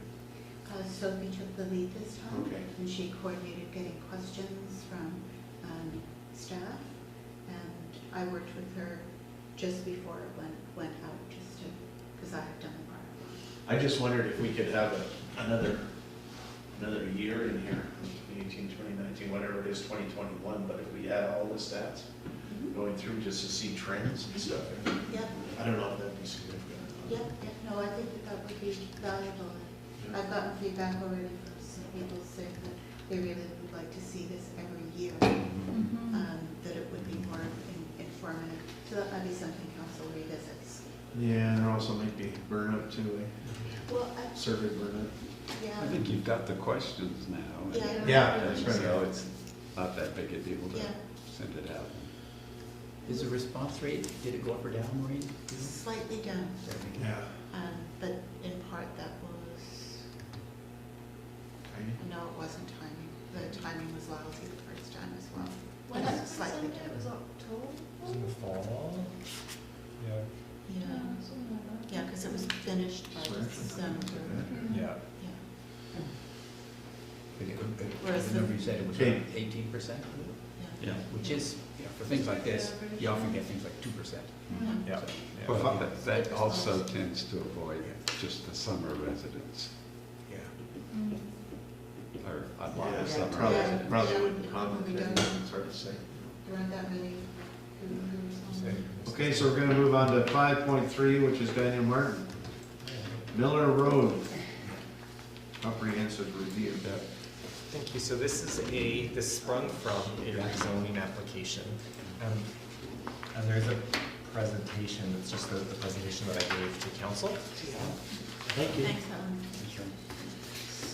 And so this is the one, this committee has talked about it sort of at a high level, but this is the rezoning application on Miller Road where the applicant has asked for up to 8 units of housing on their property. And I'll go through the background of it, but essentially the council direction from it was essentially to not proceed with the one application, but to do a comprehensive review of the Miller Road stretch and refer it to a number of advisory committees for comments.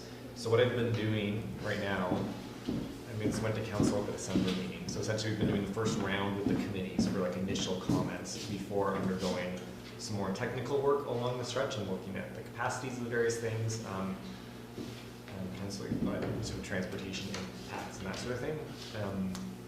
And then coming back to the committees with the so you have some more like refined comments you can make based on actual more information. I've also done an initial reach out to the owners of the properties that are affected. So we sent a letter to all of them before Christmas, and I've now heard back from 3 of them, essentially with their initial feedback. But but so just by way of recap, so this is the property that is the rezoning application on this stretch of Miller. And so this is a stretch of property where in the land use bylaw, it has the single family zoning in it that's similar to a lot of Bowen. But in the OCP designates these first 3 properties as being in the village commercial, so working similar to the rest of Sun Cove, at which point the village residential designation starts. And almost uniquely in Bowen's OCP is the village residential designation actually has set out unit numbers and sort of density levels. But so that our policies talk about, we'll consider applications for the townhouses and the village residential, and says we want to look at the scale and character of the development, servicing, and impacts on adjacent properties. So it gives a roadmap of how do we evaluate changes to these designations. And then this is where it gives them that set density count. So it says specifically up to 12.5 units for townhouse residential, or 17.5 if it considers, if it's density transfer, or if it considers other than traditional market-based housing. Use examples of those things. So the rezoning application that we received is for a duplex and a sixplex on this property. The rezoning application did also contain elevations of the buildings, but I haven't included them here. But so what staff said is, we said, well, all of these 10 properties have the same circumstance. They're all basically the same size. They have the same designation, the same zoning. Council needs to look at the whole thing and not approve the one rezoning, which will kind of be a basis for the others, but before we've actually considered, is that what we actually want to see for the whole stretch. And then, I apologize for this a little bit, but did some initial looking at, okay, there's 11 lots in the village residential zone.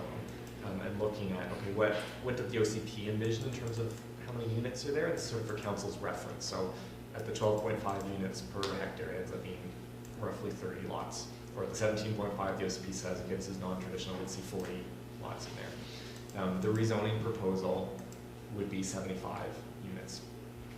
And then I did this Village by the Cove comparison with just Snug Cove House. I was saying the whole Snug Cove House development, the market and the non-market, is actually denser than any of these comparisons. It changes depending if you're looking at, okay, what about the market lots on Snug Cove House? How does that relate? That's a little less dense, and it's really because the seniors housing portion of it has quite a number of units in it. But sort of for comparison in terms of what's surrounding it and what else can we visualize in terms of denser development on Bowen or townhouse development on Bowen. So Daniel, sorry, Yes. a question on that. Yeah. Go back here. So the second to last column, the 111 column. Yeah. So what you're just saying is that involves those new houses that are being built there, as well as the seniors thing up the side. Yeah. So what if we were just looking at the new houses that are being built there? Take the seniors piece out, what would that look like? Because that's something we can visualize, we can sort of see right now. So, Yeah, those are pretty big numbers, eh? Yeah. okay, so the market Village by the Cove would be 80 Okay. units. So it's So roughly, similar to the it's rezoning almost, yeah, it's fairly similar. Okay. And I mean, there's slightly, like how it will function would be different. I can see that doesn't really show up here. In that, like these lots are bigger already. So you'd see more units on the lot to have an equivalent density, whereas the Village by the Cove has 12 very small lots that can have one or two or 4 units on each one. So the built form would end up being different, but in terms of totally built out. Yeah. So staff recommended to council to adopt a policy with respect to all 10 properties. So the desired built form and density, those 2 technical ones, so sewer capacity, water capacity, in terms of what can the servicing be, and then looking at the cost implication, and maybe coming up with a policy that says, okay, this is what we think you can, this is the built form we want to see happen on here, and then this is the financial side of it that you're contributing to, and then traffic impacts as well. So. What can seniors living handle, and is the goal to have access from both sides of those properties or one side of those properties? I'm saying that, so the rezoning proposal showed access on both sides.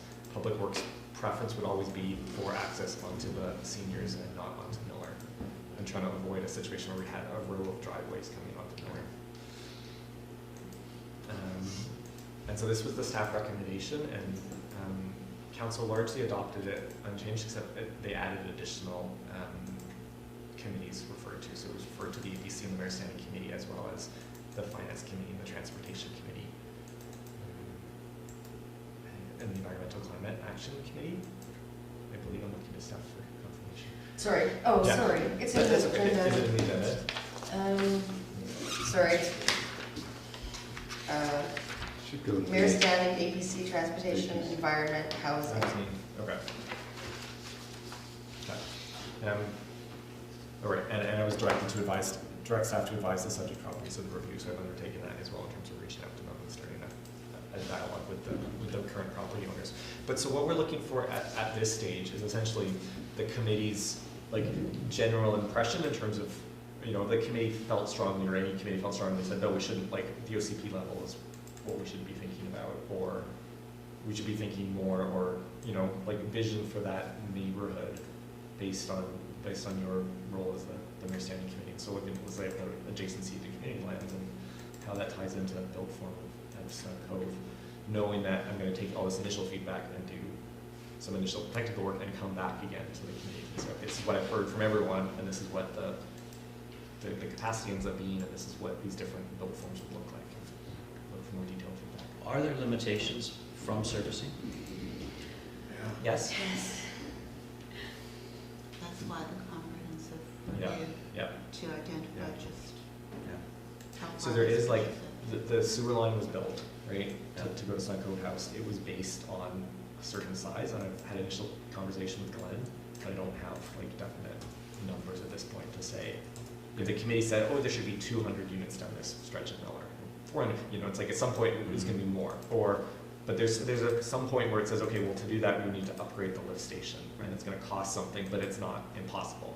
Okay. And then there's the point where it says, we need to dig up the whole road, and they're different thresholds. Different layers, yeah. Yeah, 'cause it's like bigger pump versus, you know, bigger pipe. Those costs, of course, be absorbed by Yeah. the people developing, I would like to think, anyway. So what do you need from us? I mean, how do people feel about that? Should it be sort of a blanket rezoning, or should there be some flexibility, or, I don't know, So I've got a few comments, and it builds from comments that we had last time. Yeah. You know, the idea of having every one of those properties rezoned, I mean, there's a huge upside here. Yes, There's I a huge agree. upside, and so there's money that's Yes. available through the upside, as long as it gets applied to fixing whatever infrastructure is needed to make it work. correct.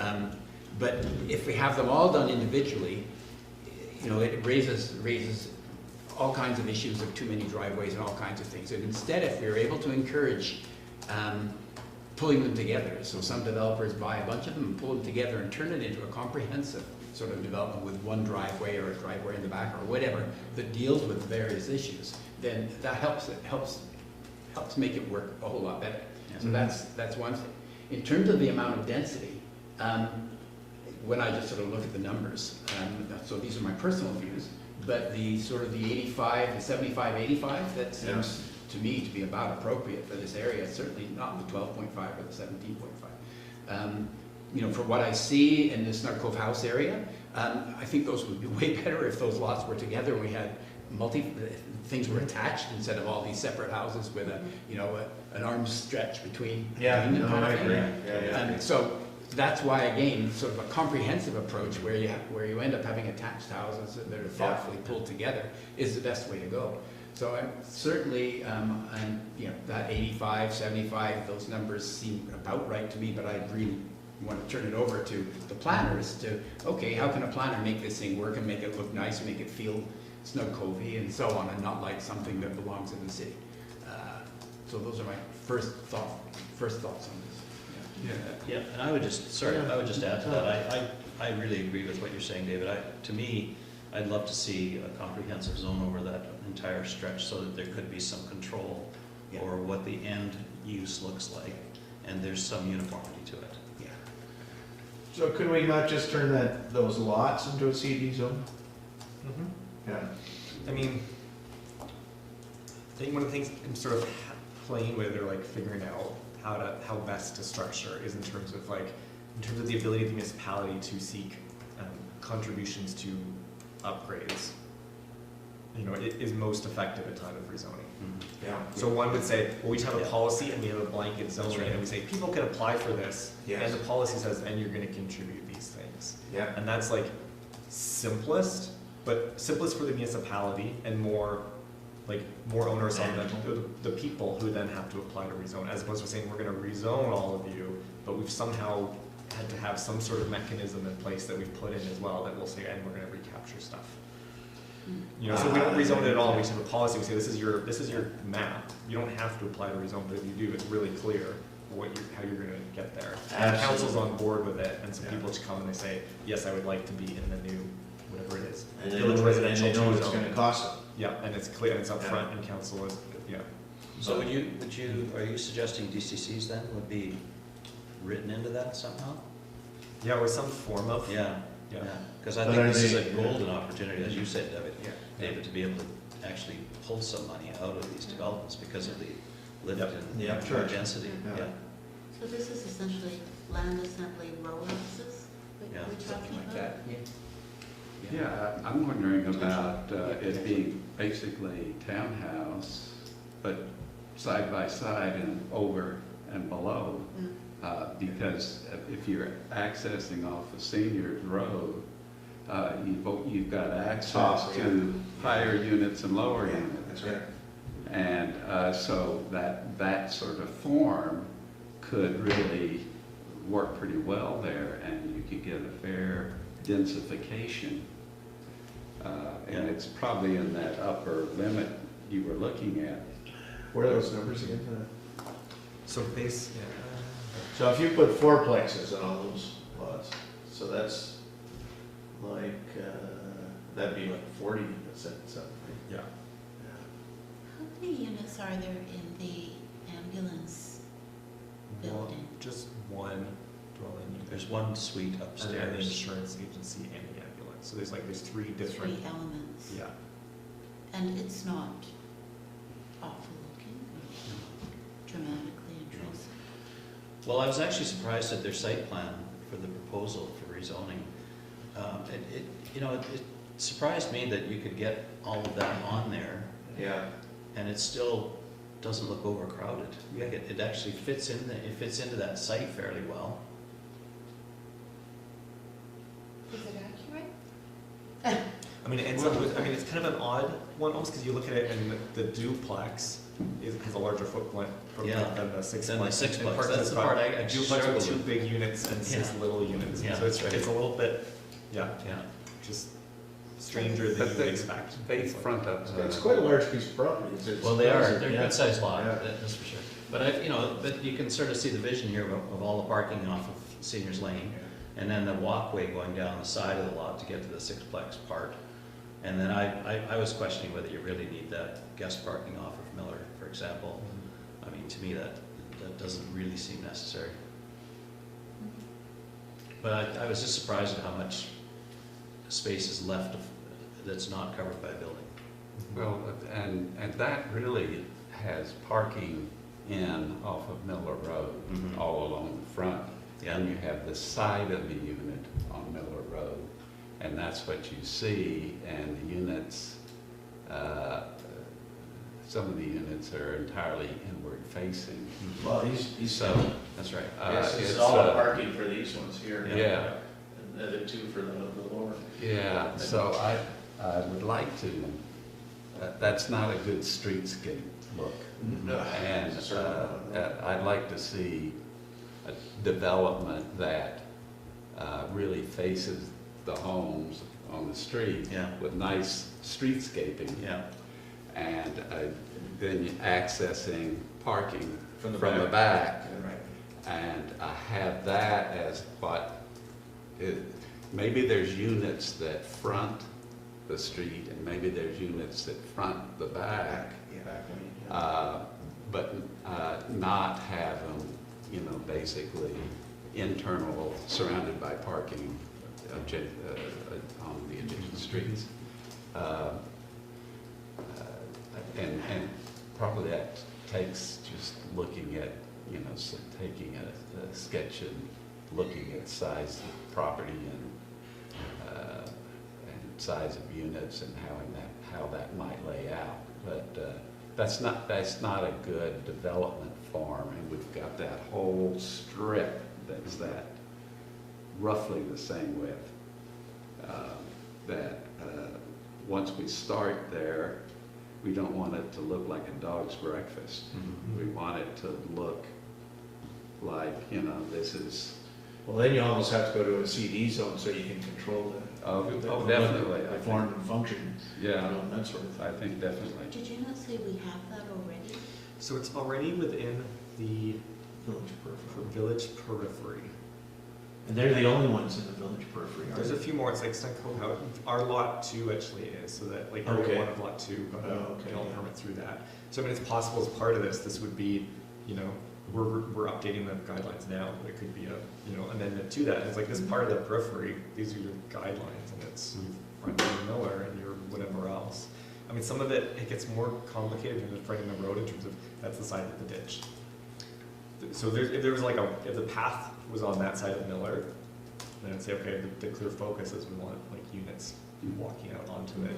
Whereas right now, it's a ditch and a road, and it gets more confusing to say, this is gonna be your front door, your walk access, and you'll just go down the ditch and over it. Well, I wanted to ask you about that, because I think to really consider however that zoning is gonna look on this group of lots, there's two other things that need to be considered. One would be Miller, what's the treatment on Miller's Road gonna be? Yeah. So you can understand what that streetscape's gonna look like. And then the other part of it is, what about Seniors Lane? What's gonna happen with that? Like the way it is right now is not gonna be adequate to service the density that's being considered here. Yeah, And because potentially then part of it is, you know, you rezone, but we're taking some of your, like, you know, road dedication to YMCA used to be a certain length, so that there's room to put the path down it or something. And I think you, the ditch, you bury a pipe and get a better streetscape. Because that'll be a lot of residential. Yeah, but there isn't even a sidewalk there. Like as I- Daniel said, you walk out the front door, you're gonna actually step into the ditch. Oh, yeah. Yeah, no, but with this kind of development, that's not what you want. Right. Plain and simple, Yeah. no matter how they arrange the houses. Yeah. You don't want a ditch in the front yard. No, totally And not. with that amount of density, it's easily affordable to just bury the water runoff in a pipe. You mentioned you had feedback from 3 of the residents in the area. What was the feedback? So 2 of them were simply that, yes, they wanted to be, like, thank you for letting them know, and they wanted to be kept informed through the process. And one was very much, they don't live there full-time, but they do part-time, but they would move to Bowen for the rural ambiance, and a rezoning at more than OCB levels was not in keeping with the rural character of Bowen that they moved to and enjoyed. Well, they could Maybe should sell, have lived in the cove. Yeah. they could sell their lot for a good price and buy something in a really rural part of Bowen. Yes, indeed, yeah. So, and on that one too, like the resident who I thought I was gonna get that feedback for, I just got the feedback that I would like to stay informed in the process, and this was from a different owner. So. Question on the land assembly side. Yes. Daniel, we sort of discussed this a tiny bit last time, but if, if we have different zoning for if it's, we need to have encouragements in there for assembly so that the whole thing is really done in a thoughtful way. Yeah. How you build that in. You've got some ideas on that, I mean, I do in that, like I've seen zones where it's like, if you're this big, you can have this many units, and if you're this big, you can have this many units. Yeah. To a certain extent, or the policy would say, okay, if it's this big, so up to the size of, 1.5 of those current lots, well, you're gonna go into VR2 zone we create, and we create a VR3, and it says if you're the size of, 3 of the lots, you're gonna be a VR3, and you get more units. There's some things, there's a couple, it goes in the zoning originally 2 zones. Yeah. Well, there's another way to look at it, and that is basically you outline the building envelope, and you have some guidelines about facing the streets and that sort of thing. And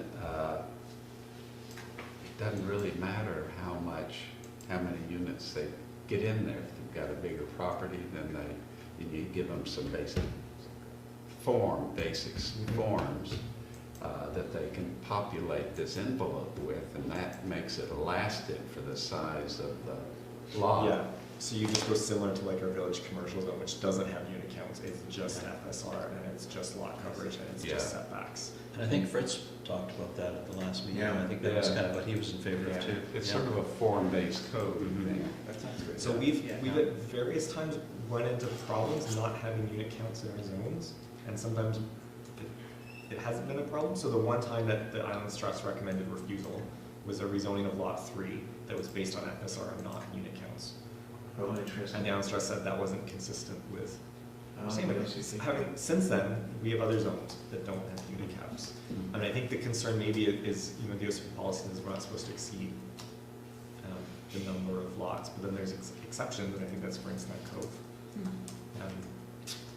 Well, I mean, what we're talking about is densification, and as far as this committee is concerned, I mean, it's not part of the community lands, but it impacts the community lands because it's densification right in all the community lands all the way around it. So, what would you be looking for us? I think at this meeting, nothing, it's just feedback. Okay. And knowing that I'm coming back to you again. Yeah. So you've sort of seen it, you get an initial kick, and then I'll be coming back with more information and more, like a more tailored presentation, based on what we've done for that, our recommendation. Yeah, what I'm hearing is we don't mind the densification. I mean, we could even go to maybe six units per lot, maybe, I don't know. Yeah. But it's form and function is going to be a big part of it. That's going to be the big consideration. Yeah, that's right. So The it's other not thing I just- would just, yeah, sorry, matching a whole bunch the of other thing I properties would want to mention is I wouldn't want to see the ambulance station lot stranded, for example. You don't want to see all this building happen around it, and then just because we're waiting for the ambulance station to move out, essentially, because that's really zoned specifically for that use, I'm assuming, is it? Yeah, well, it's an institutional use. Yeah, Yeah. which really we don't want there after the fact. As a municipality, I don't think we would, there would be no So- reason to have that I mean, zoned institutional. in our OCP, it's institutional, so it's designated as like, this is the site that we do want is institutional. So maybe that would be a committee recommendation, is that it, Oh, you okay. know, that the policy include that one, because I think, you know, our official municipal policy is, yes, that's the institution. But that was before that there was consideration for the ambulance station, so where it's gonna be. Yeah, so I think there's good reason to think about moving at that institutional zoning on that particular piece. Anyway, you've got a little bit of a takeaway there, Daniel, that we certainly thinking about densification, but we want it to be pretty densification. There we go, pretty densification. Pretty. Well, the thing I really like about this, I mean, and we've talked about this a bit before, but this is the first really great opportunity to see a market-driven process here. Isn't that the truth? I think it's really Yeah. important Yeah. because it really guides us in terms of our decision-making as a committee moving forward, if we can understand how the market actually responds to something like this. Yeah, to the rezoning. And I mean, this Of course, is- Mike, sorry, go I would ahead. say, and this is one, and the next one that always comes to my mind, the other place that's designated village residential is essentially behind the pub. Right. Oh, yeah. Yeah, so in terms of like other, you know, if this Yeah, is that's true. successful, then it's looking at, okay, does it expand to consider that area? That's right. And it furthers a bunch of goals. It does. For It really does. transportation. and- Oh, absolutely. And Yeah. walkability and all those things. My concern is the strain on the infrastructure. Mhm. That obviously is number one. Water's probably a little bit more. Water, whenever I talk to Water's Glenn, probably he okay. gets less twitchy about water Yeah. instead of code than about sewer and stuff. Yeah. But the sewer, has it got so much capacity, then there has to be a whole bunch of money spent? Do you mean, so the difference between like the sewer line servicing that stretch of Miller Yes. and the overall sewer system? I'm talking just about that section that's servicing. Yeah, my understanding is right, like, when that was done, it was sized based on, I think, my understanding, and my hope is that it was sized based on OCP level. Oh, really? Density. Okay. But I'm not sure, but I know it's like the ability to expand to OCP level density or not. And so I don't. Expand beyond the OCP level. Yeah, or like up to it. It was like, well, this pump will serve for now. Yeah. And then, you know, the lift station is physically big enough, you'd get a bigger pump and you'd put it in, and you can pump them at a higher pressure, so the capacity goes up. Whether you Is have the to pipe start okay? replacing Is the all the pipe, pipe yeah, of that's, sufficient size? Well, and that's it, is that the pipe, you know, if you had it at a higher pressure, it can handle more Right, okay. to a point. Okay. And yeah, so at some point, it wouldn't reach it. You know, at some point it would be too much, and I don't quite know what that was. So you're sitting there with that little bit of a dilemma, you know, you could probably have duplexes in there and quite adequate. But if you went to fourplexes, then you'd have to upgrade the whole system, but if you're upgrading the whole system, they're gonna pay for it. There's absolutely no question, it'd be 100% recovery on that, so, yeah, is it really a factor at all? Yeah, because then you start to go, well, if it's, It can't cost us anything. if the municipality thinks, well, our end goal for this property, and that's the end of the process, is we want to see this happen, and it's going to be higher density than it does. But if then the lift is enough that it does it all, then that works out. Your problem is if you say, well, it's going to do it, but the cost to do it is now more than it's worth it for people to do. Well, then you haven't achieved anything. And to Tom's point, did you mention the DCCs? Yeah. I mean, obviously, they're gonna have to pay for all the infrastructure upgrades, whatever they might happen to be that come along there. That would be paid for 100%, but DCCs is something that we've never really done. We've had amenity, but I sure like it. Oh, I do too. It's gotta come. No, it's gotta come. Gotta come. Because that's the other You way, can't afford it's not the only to. other way that you can get cost recovery on any of those road improvements as well. though. Yeah, absolutely. Because you need to think about the whole package here. Yeah, absolutely. Yeah. And this would be an opportunity to actually work. So in the past, we've had, like, prior to my time, there's been like reports on DCC bylaws, and it basically says your growth isn't dependable enough to do it, right? Whereas this is like, if there was a plan that said, okay, there's going to be this many units here, you can sort of depend on it and plan on it and say, these are what you needed, and then it's really straightforward. Yeah. Bang, bang, bang. Great. This is what it's gonna be. Yeah. Yeah, it is interesting. Okay, let's say you put a fourplex on there, Tom. I mean, are you gonna make that much more money? I mean, obviously, there's gonna increase costs putting a fourplex in over a duplex or something like that. But if you make the same relative, No, I think you make more money for sure. I think, yeah, if you looked at it on a price per square foot, yeah. you're gonna get a higher price per square foot on 4 smaller units than on 2 large units. Yeah, okay. So typically it would work out higher. Yeah, it's a winner. Well, I like that. And I think the other thing I like about this whole notion is that you're gonna end up with different sizes and forms of housing. Yeah, And those are gonna be price sensitive depending on what the market wants. Yeah. So, And And be market driven, yeah, absolutely. And it's an incentive to get donated right-of-ways Yeah, and all, so sounds pretty good. no, it's good. It's got great potential. Yeah, let's do it. More stories. All right, let's try to get a wrap on this here. And the information items, that's about it, eh? Yeah. Oh, wow, okay. Next meeting. I think we should try to meet with beginning of next month or something like that, because I think this is gonna come back to us, this thing, and I'd like to have Fritz in on that conversation too, so hopefully everybody's there. How does it look like the first week of? So Friday, February 7th at 3:30? I can't make that. What about I can't. January's long, what about Friday, January 31st, 3:30? I can't make that. Okay. You guys, so popular. January 24th at 3:30?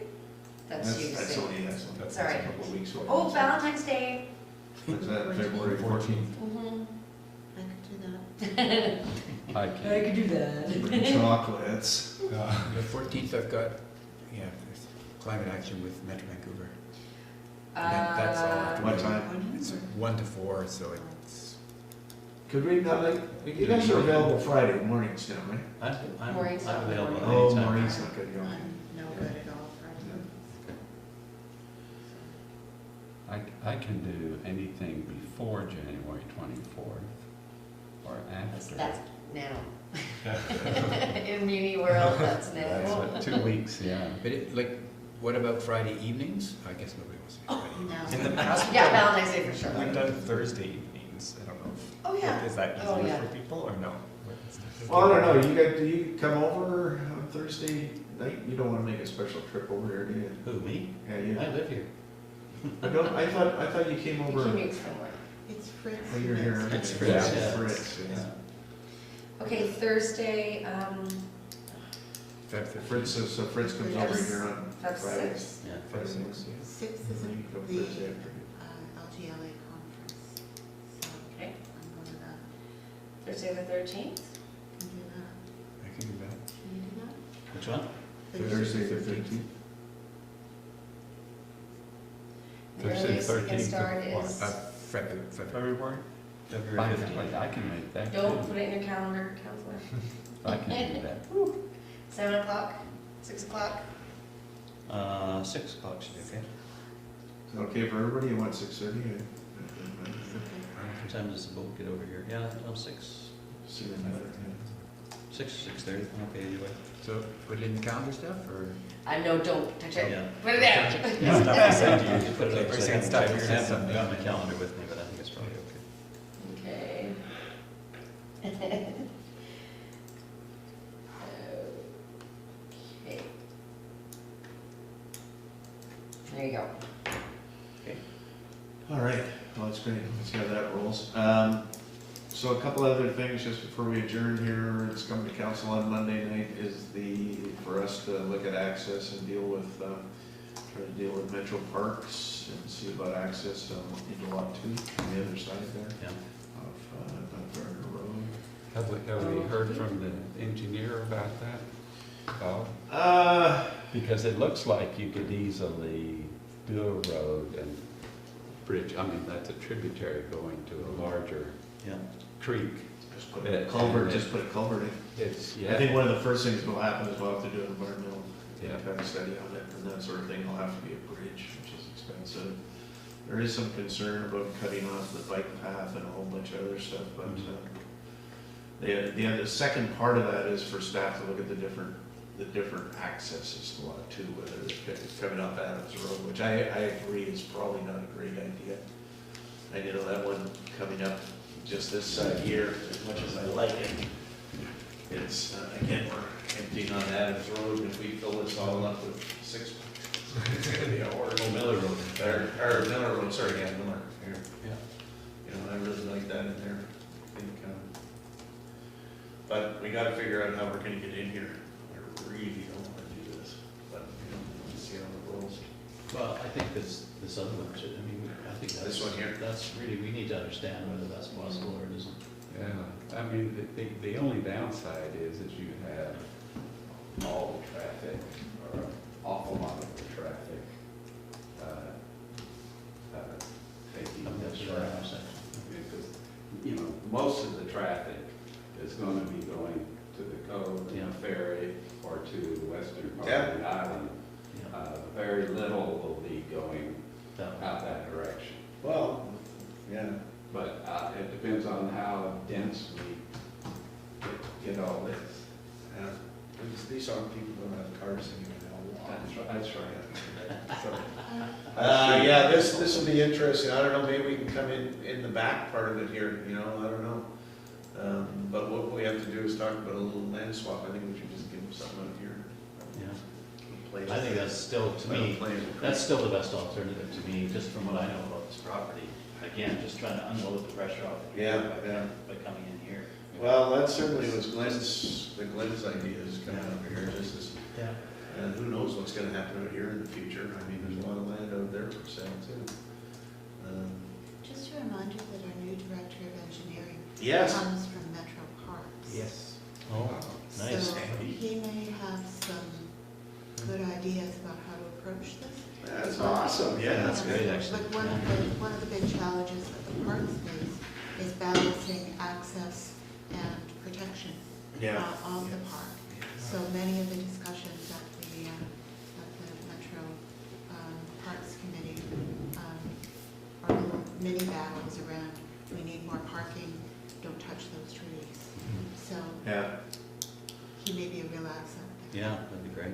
Yeah. Yeah, when we do go to them, though, but like you say, he'll be an excellent source of information. Start soon, How- right? how they Next approach week. it. Yeah, next week, yeah. 20th, so I guess a week Monday? I think so. That's when we were in that email.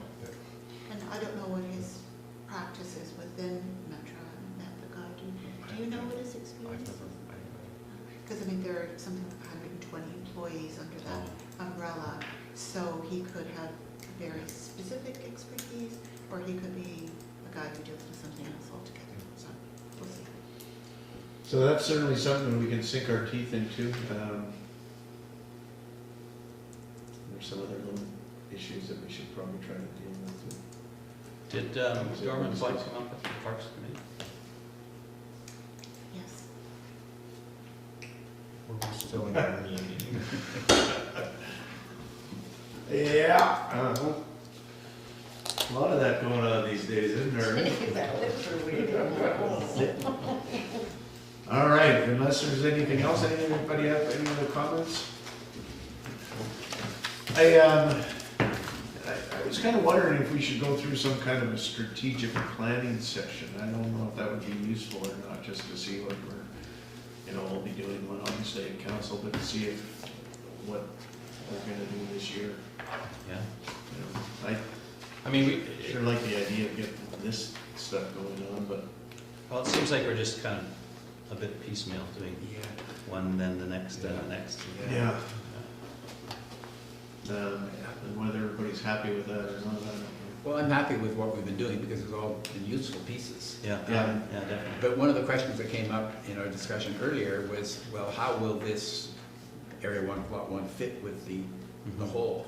Yeah. And we've had a lot of work done on the whole, and maybe an exercise for us would be to take we don't want to redo that. We don't want to hire someone to spend another $100,000 to do something like that. No. But we've had a lot of people do. We've had several versions of that. Yeah. It might be useful for us to have a workshop where we specifically look at the pieces of those and try to say, here's what we like, here's what we don't like, so that when somebody is doing a master plan for Area 1 of Lot 1, they've got something to go on, and not just, I can look at all the research and then figure it out for myself. Well, I think it's very I think important. it's a great idea. Very important that we decide what we want in there as far as housing is concerned, and that sort of thing. And that's definitely got to be done within this group, and Daniel, council to a certain extent, but, what is a required housing? And I'd like to see all kinds of different, it's a big piece of property, I mean, you can do a lot of things in there. Yeah. But I think it would be good to take advantage of some of the work that's been done already. Absolutely. Because there's been a ton of stuff done. Yeah, times change too, though. Well, Just update it and Yeah. go on. All right, well, thank you very much. Meeting is adjourned. I appreciate your time, everybody.